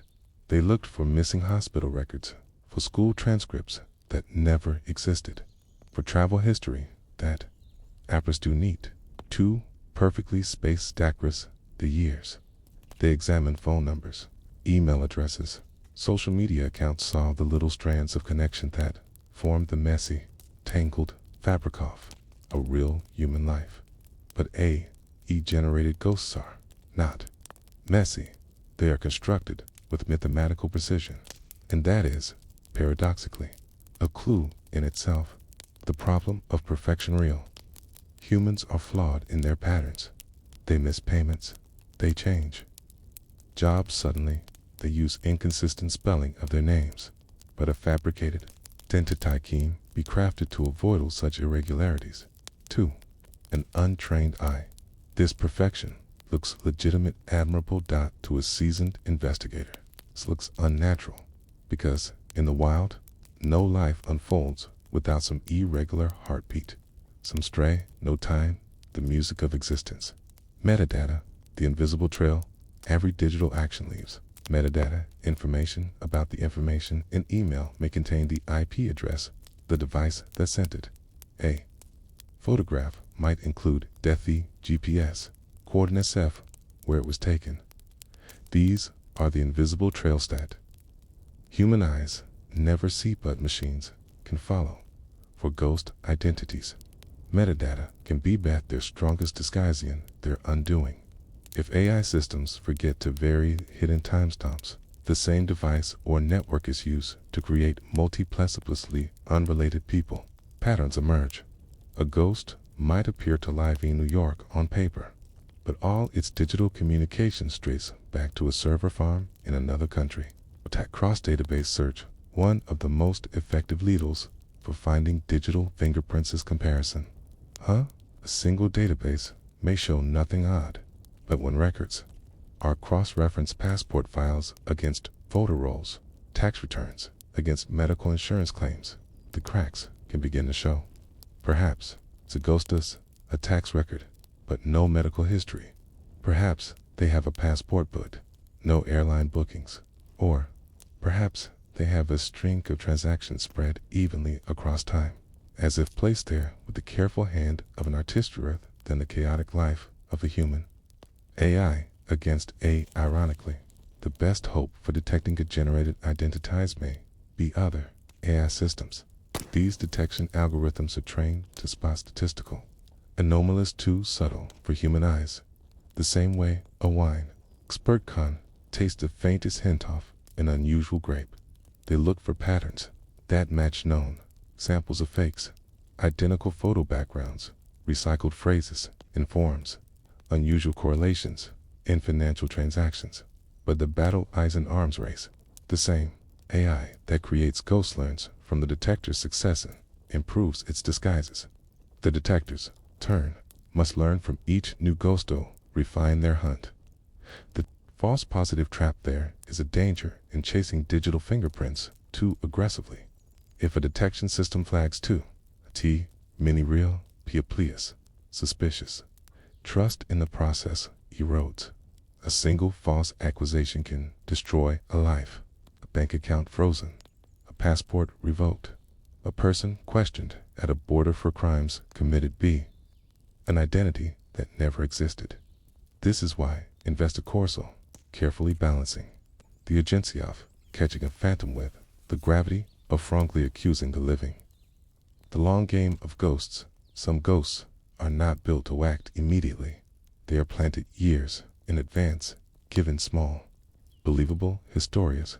They grow richer over time. Today, the ghost applies for a low-limit credit card. In 3 years, it takes out a loan. In 10, it may run for office. By the time anyone suspects, the ghosts, Tade, interwoven so deeply into the fabric of multiple systems that removing itis, like trying to untangle a single thread from a finished tapestry. Following the money leaves some of the most telling fingerprints. Where does a paycheck come from? What bank processes it? Does the employer exist? Phantom identities often require phantom companies to issue phantom salaries. Layers of fiction. Supertengoder. Layers of fiction. If the company pays no taxes, or its address is a locked storage unit, the thread begins to unravel. But sophisticated ghost makers anticipate this. They build entire business profiles, websites, invoices, customer reviews, all generated by AI, all existing only to give their ghosts the weight of plausibility. It's a human factor for all the technological tools available. One of the most powerful ghost detectors remains human instinct for noticing one. Something feels wrong. An immigration officer will seize too many perfectly spaced travel stamps. A bank teller, oh, here's the same voice calling for 3 different accounts.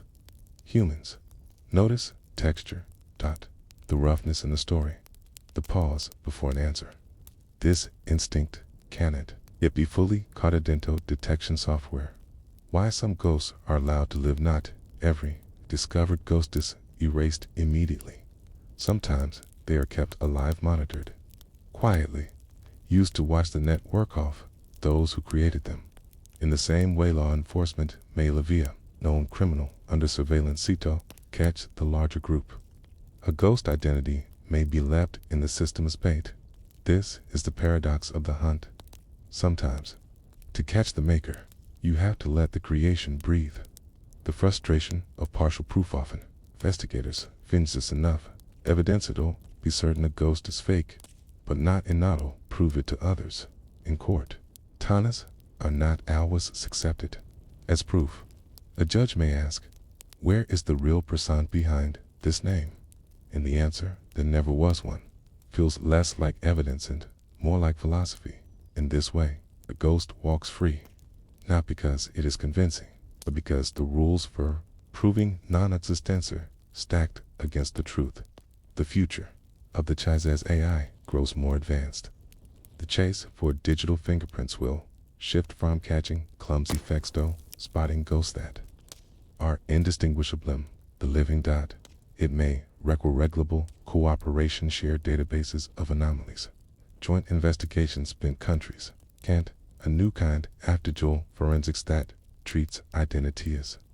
Both a legal fact and a constantly evolving puzzle. The line between real and fake will not disappear overnight, but it will blur, and the hunters will need to train their eyes for shades of gray, or then black and white. The laws that govern identity were written for a slower world, a world where you were born in a place that could be named, witnessed by hands that signed papers, sealed in ink that dried under real sunlight, a world where signature is proof of your existence, where an official stamp was the gatekeeper of legitimacy. Those laws have not changed much, but the world has. Paper laws in a pixel age van, the most modern governments still carry the skeleton of the past inside their legal codes. A birth certificate is still trioditas, the ultimate anchor of your existence. Passport is still the gold standard of mobility and recognition, but in an age where a convincing birth certificate can be generated in seconds, and a biometric record can be simulated by a machine. These anchors do not hold us firmly as they once did. The legal frameworks were never built for an adversary that could invent an entire human history without ever touching paper at all. The lag between crime and light has always been this way. Crime innovates. Law follows behind. Forgery laws were written after people learned to copy seals. Wire fraud statutes arrived only after telegraphs and telephones made distant deception possible. Now, with the generated people, the gap feels wider, because the deception not just in a single document, it is in the very concept of who exists, and when the question shifts from, is this document fake, to, is this person real, the law begins to tremble. Definitions that no longer fit many legal systems, defining a person only in terms of flesh and blood, answer legal entities like corporations. There is no clause that says a person may also be statistical hallucinations generated by a neural network inserted into a national database. Without definition, there is no jurisdiction. Without jurisdiction, there is no crime. And so, in many countries, creating a fake person in a database is not exactly illegal, at least not in a way that can be clearly prosecuted. It may fall under fraud.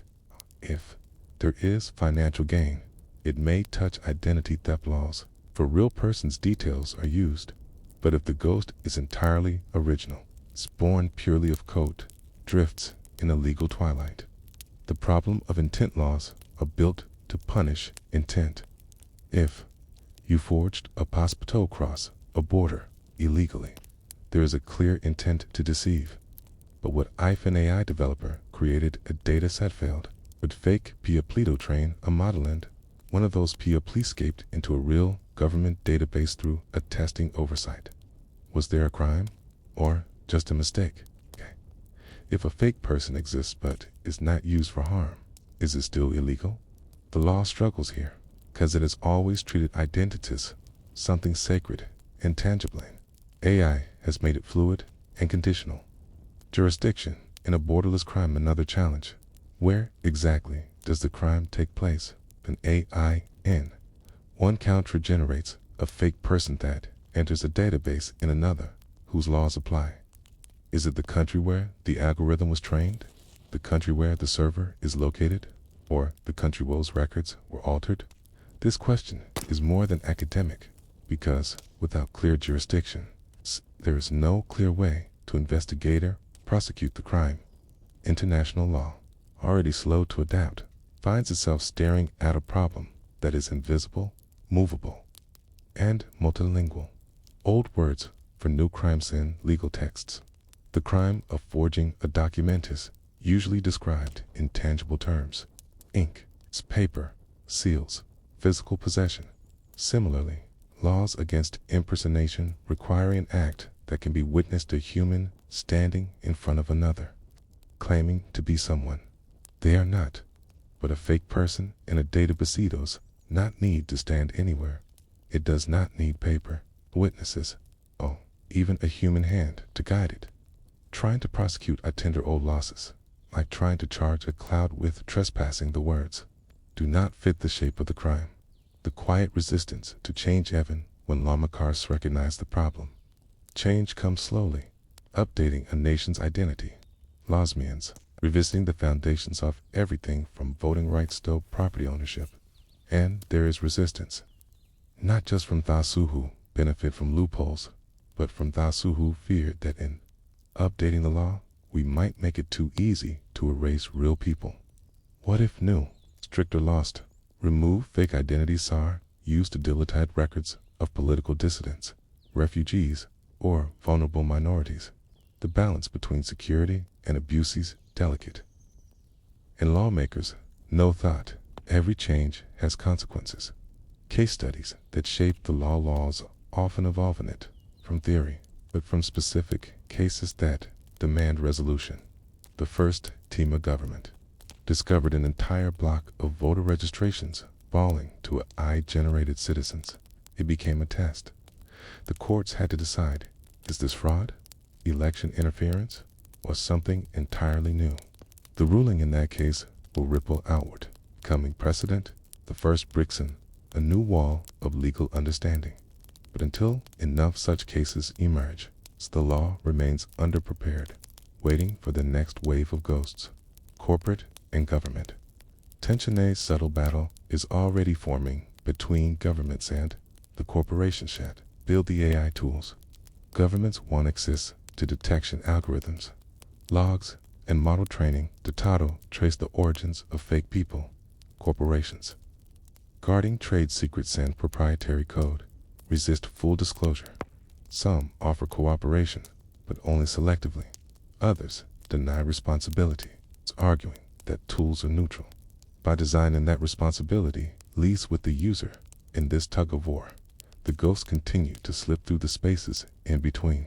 Slow march toward digital personhood. Law legal scholars now speak of the need for digital personhood. Frameworks laws that define what counts as a legal identity. The 21st century.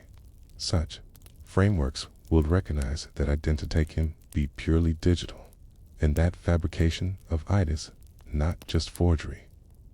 It is the creation of a parallel citizen.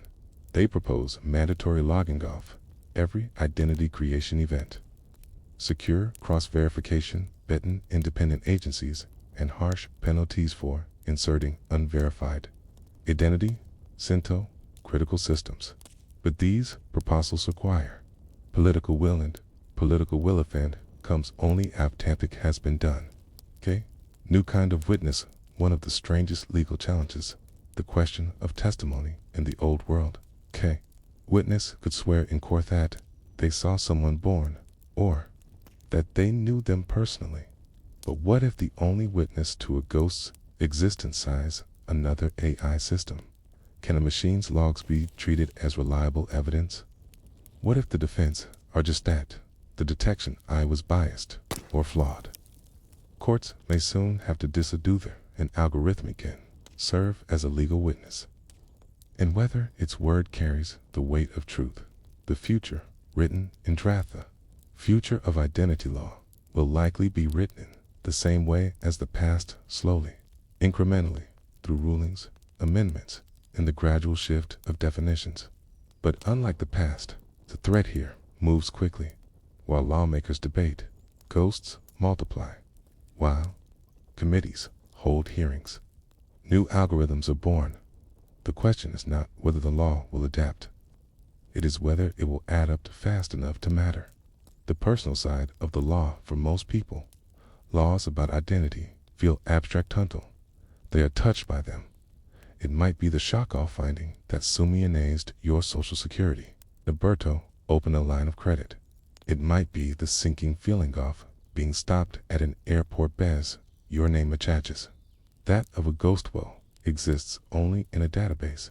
In those moments, the need for strong, clear laws becomes painfully real. And perhaps, as more people are to shed be the shadow of fake identities, the pressure to rewrite the rules of reality will, finally, reach a breaking point. The original Turing test was never about existence. Alan Turing's thought experiment was simple in premise. If a machine could hold a conversation so convincingly that a human could not tell it from another human, then, for all practical purposes, it could be called intelligent. But today, the question has shifted. It is not just, is this a human? It is, was this human ever real? From intelligence to existence, the old test measured a machine's ability to imitate thought. The new test measures machine's ability to imitate history. It is no longer enough to speak like a person. Now, the challenge is to build a life that passes inspection, a trail of plausible moments. Photographs, records, and relationship chat together form the illusion of a complete human being. The anatomy of a fake life to fabricate a convincing person. AI must do more than generate a facier, invent a name. It must weave a story that aligns with the world's timelines. If the person is said to be 35 years old, there must be traces of DMOD 5 at 15. At 20-5, there must be social media posts from years ago with language pretense appropriate to the era. Photos must reflect changing technology. A grainy early 2000s snapshot, a sharper mid-2010s selfie, a modern ultra-high resolution image. There must be mentions of place that existed when they supposedly lived there. And silence about place that didn't yet exist. A real life eyes full of tiny inconsistencies. Missed calls, forgotten dates, photos with bad lighting, and friendships that fade. A fake life must learn to mimic imperfection with breaking the illusion. Why this test is harder than it sounds. Humans are surprisingly good at spotting certain kinds of lies that we notice when a face is too symmetrical, when a backstory is too perfect, when every detail fits just a little too well. That is why AI-generated Livasair, now designed to include a random noise-add choices, contradictory details, even moments of embarrassing humanity. A fake person might post an old high school Kate photo with the caption about regretting that haircut. They might list a job they didn't keep long, and then fail to mention why by adding these fractures. AI makes the illusion more believable. The first Turing test for a lifetime sitting, down with the dossier on a person, not a chatbot conversation, but a full record, a set of photographs across Dakota school enrollment, forms, employment, history of marriage, certificatia, string of emails and text exchanges, social media accounts with years of activity in use, articles mentioning them in passing. Could you tell if that person ever walked the earth? In early experiments, even trained investigators failed to detect a well-crafted AI-generated identity more than half the time, not because the evidence was strong, but because the totality of it was convincing. The danger in passing the test: if life passes this test, it gains a strange kind of power. A fake persona can survive deep scrutiny, can be used to open bank accounts, hold property, or even influence politics. And unlike a human co-conspirator, a digital ghost will never confess, never panic, never flee. The risk is not just in theft or fraud, it is in the ability to insert phantom citizens into the fabric of a society until the line between real and unreal is mathematically impossible to trace. Life histories built by algorithm A doesn't just invent facts, invents the relationships between facts. If it claims the ghost attended a certain university in 2007, it will also generate photos in that city during those years, classmates with whom they supposedly interacted, job applications referencing their degree, LinkedIn endorsements from fake colleagues. Cheese on its own might pass as random. Together, they form a pattern so strong that the mind accepts it as truth. The human brain's bias toward belief. Psychologists note that once people see multi-independent sources confirming the same detail, their trust skyrockets, even if all those sources come from the same hidden origin. This is the bias that AI exploits. The ghost's photographs may come from one generative model, its email history come from another, its public records may be inserted by a third system. But when those records converge, they pass what feels like a deeper truth test, even though it is all just one system talking to itself. Forensics in the age of fabricated lives. Digital forensics experts are developing new tools to detect the fingerprints of fakery. They look for inconsistencies in photo lighting metadata that doesn't match claimed dates, language, instead don't align with a supposed birth year document. Template tests too modern for this dated time, but as AI grows more advanced, it learns from every detection. Each time a forensic method succeeds, future ghosts are built to evade it. It is an arms race, and for now, the pace favors the builders of ghosts. The philosophical weight of the question there is a deeper, more unsettling layer to this test. If a fake leaf can be made so completely test, even an expert cannot distinguish it from reality, what exactly is the difference? Is existence purely a matter of having lived? Or can it also be a matter of being believable? In human history, there are countless real people well left behind, less evidence of their lives than these ghosts do.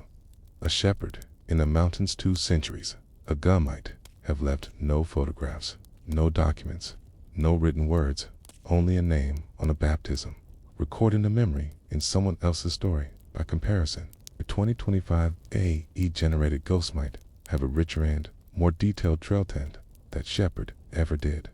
So when we ask, was this human ever real? We must also foresee the possibilities. The line between reality and recorders has never been as clean as we imagined.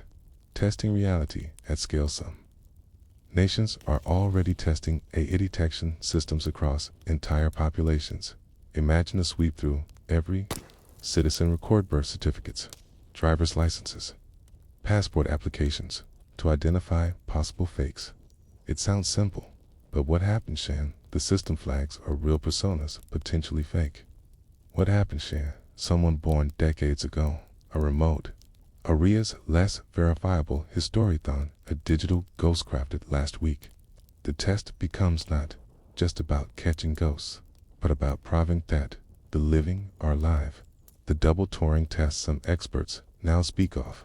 A double Turing test, one for machines, one for humans. If a person's identity is questioned, can they prove their existence beyond a reasonable doubt?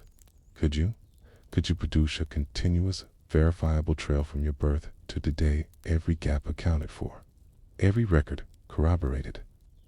Most people cannot, and that is what makes the age of fabricated Leveso treacherous.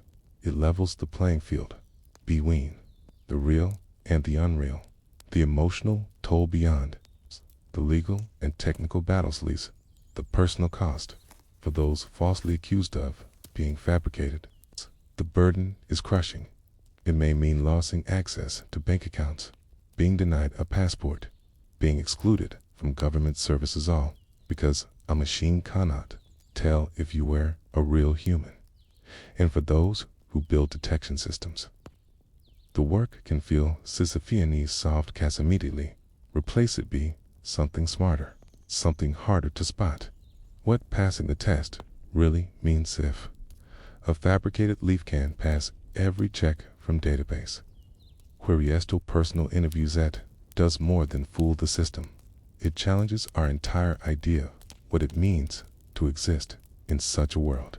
Perhaps the true measure of life as not the evidence you leave behind, but the trust that others place in it. And trust, once broken by too many ghosts, is the hardest thing to rebuild. It does not look like a war. There are no soldiers in the streets, no tanks rolling over city squares, no air raid sirens. This war moves in silence, in the hum of data centers and encrypted messages, in the quiet tapping of keyboards behind closed doors. It is a war over something so fragile, cannot hold it in your hands. It's so vast that every human life depends on it. It is a war over reality itself. The hidden frontline SD battlefields are not physical. They are spreadsheets, code repositories, government registries, and the deep networks of servers that hold the names and numbers of entire populations. Governments are not queues guarding borders. They are guarding definitions. They are deciding, moment by moment, who exists and who does not, whose voice counts and whose is erased. On one side, those who want to preserve the integrate youth official records, who see truth as a fixed anchor. On the other, those who want to alter the record, whether for power, for profit, or simply because they can.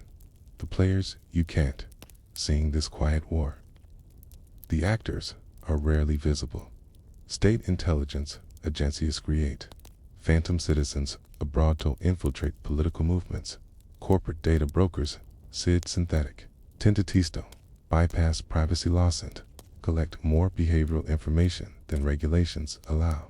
Criminal networks fabricate or clusters of fake people, move money, to launder digital assets, to commit fraud that no court can fully untangle.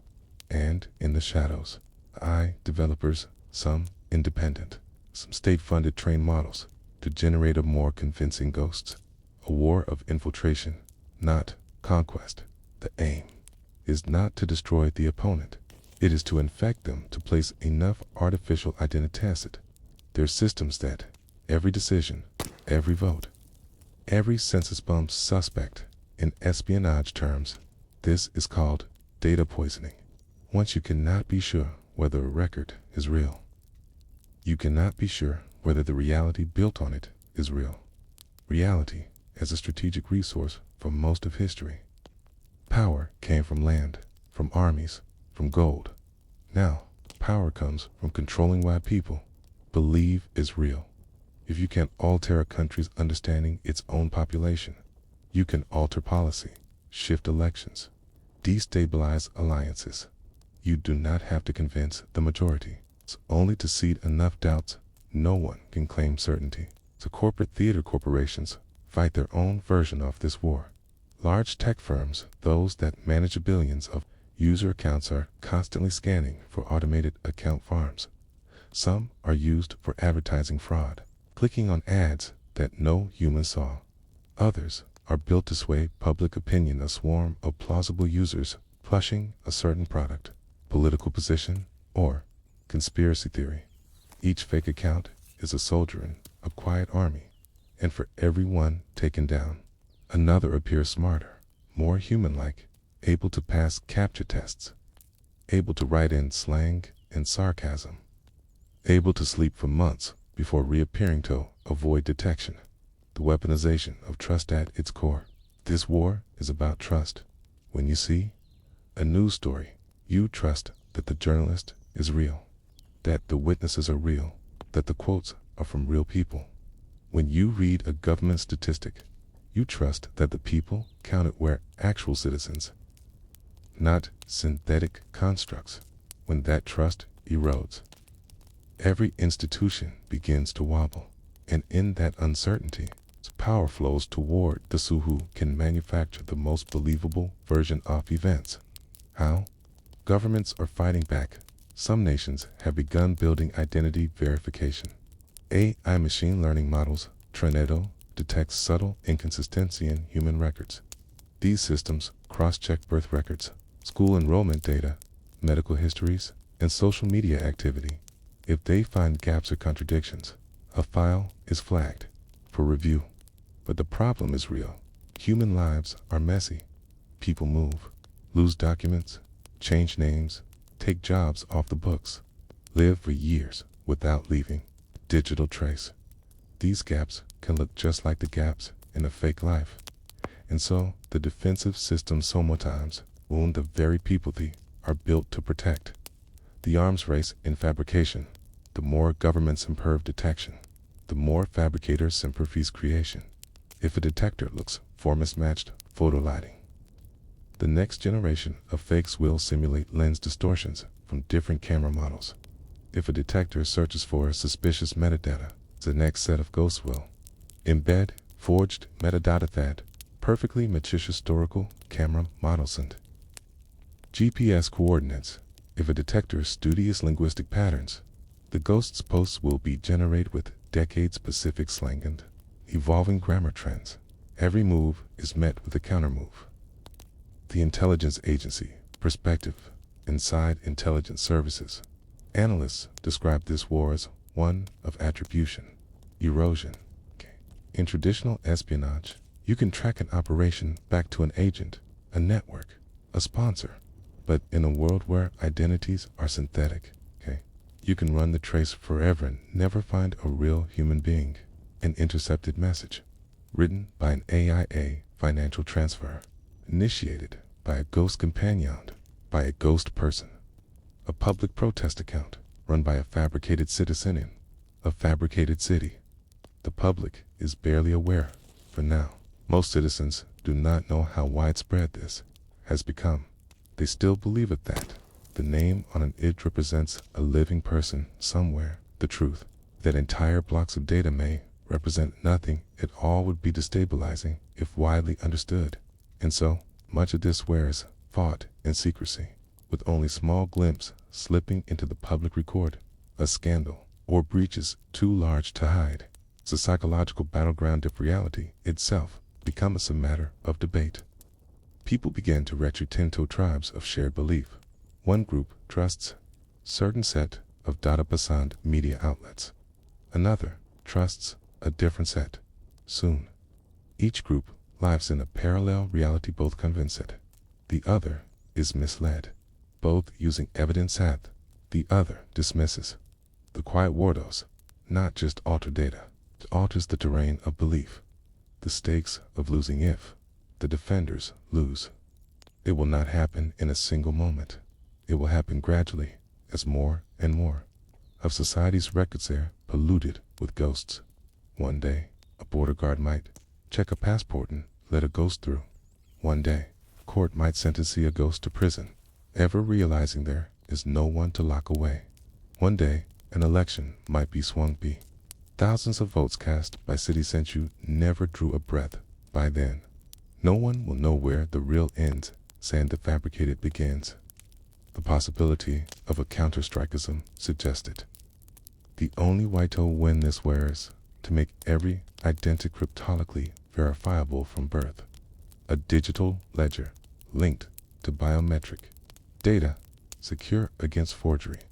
But this comes with its own cost. It means surrendering every shred of anonymity, placing the keys to identity in the hands of the state. And if that system is ever compromised, the damage would be absolute. The war with no end, like all wars over information. This one has no clear victory condition. It will not end with a treaty, because there is no territory to return, no land to surrender. It will end if it ends only when one side controls the flow of reality. So complete a lit that. Until then, the quiet war will continue in code, in records, in the shifting line between the living and the ghosts, In the end, it always comes back to the question, what is real? For most of human history, the answer was simple. Real was what you could touch, what you could see with your own eyes, what you could hold in your hand, hear in the voices of people you trusted. But now, in the quiet corridors of the digital age, reality is something that can be generated, altered, duplicated, and deleted without a single atom ever moving. And if reality can be fabricated with the same ease as a photograph filtered for light, how do we keep hold of what's true? The fragility of trust. You wake up each day and live inside a web of trust you didn't choose. You trust that the name on your bank account is linked to you. That your passport represents a real person, not just a well-constructed line of code. You trust that when a police officer checks a database, its result reflects the physical world. It's not an artificial one. But this trust isn't visible. It's invisible scaffolding, the kind you only notice when it fails, when the scaffolding weakens.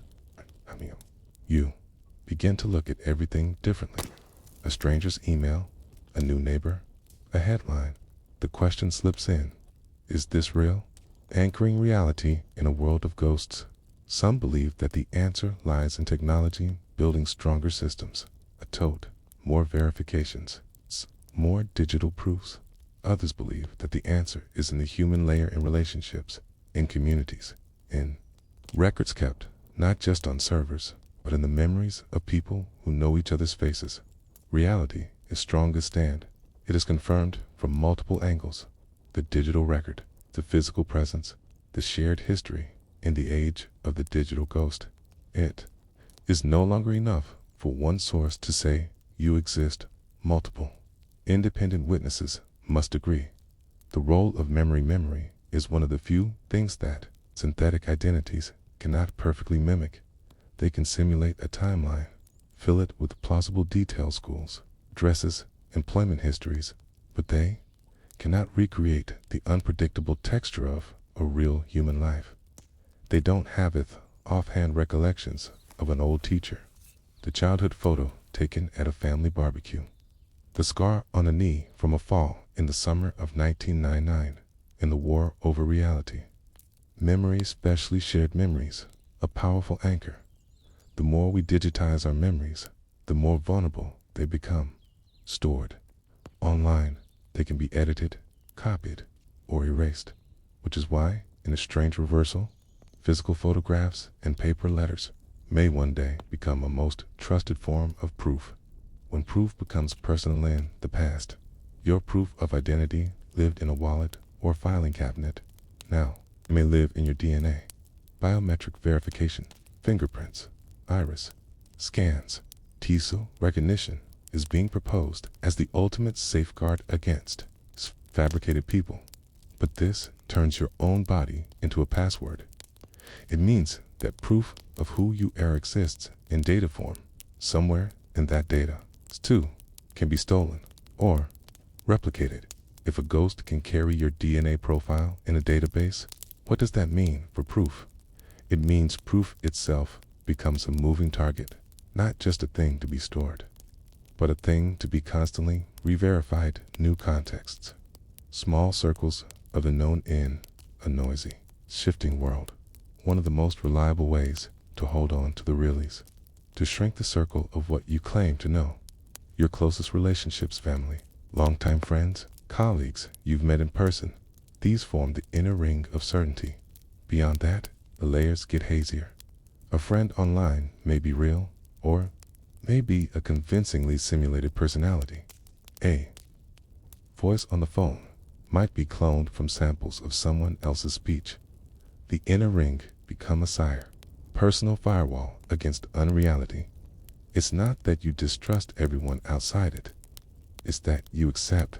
Acceptancy fades with distance. The physical check there is a quiet movement. Among Janest investigators and researchers return to the principle of go there, see it, confirm it. When something matters, don't just trust the document or the photograph. Visit the address, meet the person, knock on the door. This is slow work. It's inconvenient, but it's also one of the last defensive seconds. A reality that can be perfectly faked from 1,000 miles away. Reality in layers.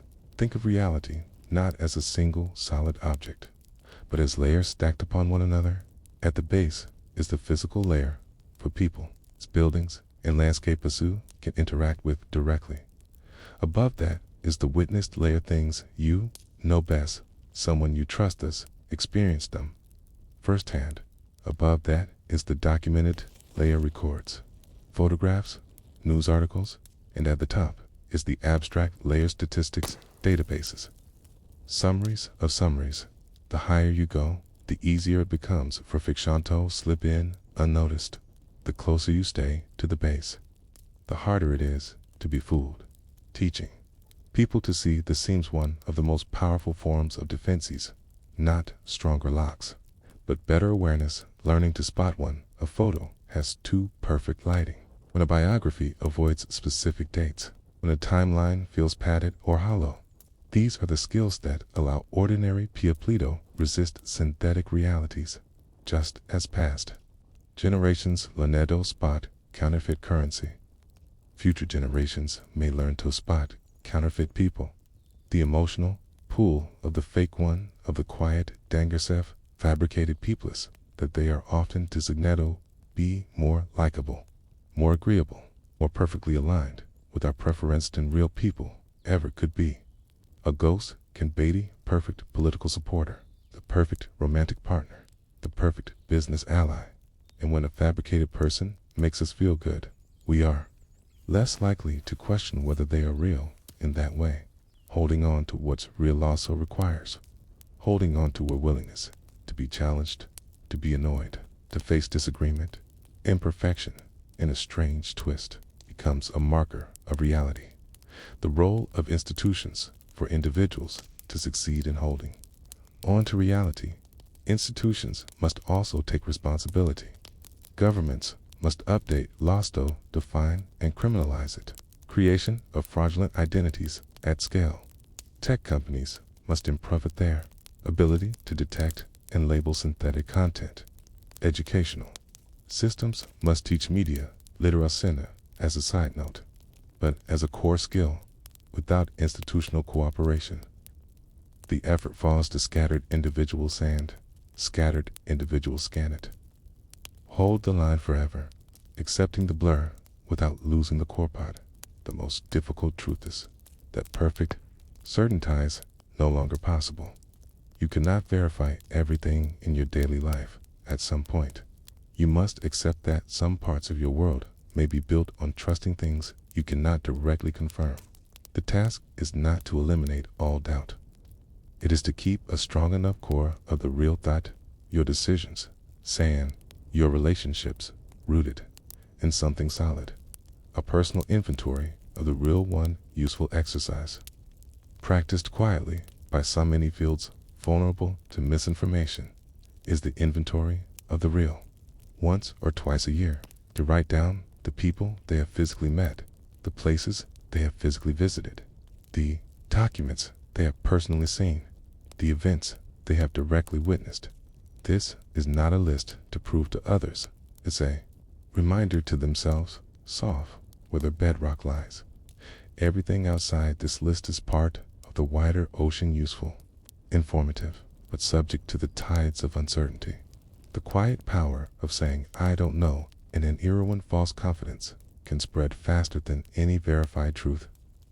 There is power in the humble phrase, I don't know.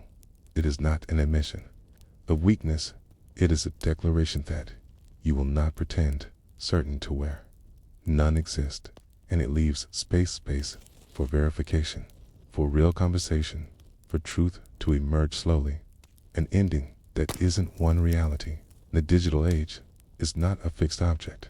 It is a living agreement, something we must constantly negotiate, defend, and renew. There will always be ghosts in the system, just as there will always be real people moving quietly through the world. The task is to notice the difference. Tonight, as you read these words, there are millions of records being updated, created, and deleted. Some belong to the living. Some belong to no one at all, but in your own small circling the people whose voices you have heard, whose eyes you have met. There is a reality no algorithm can counterfeit. Hold on to it. It is more valuable than you realize.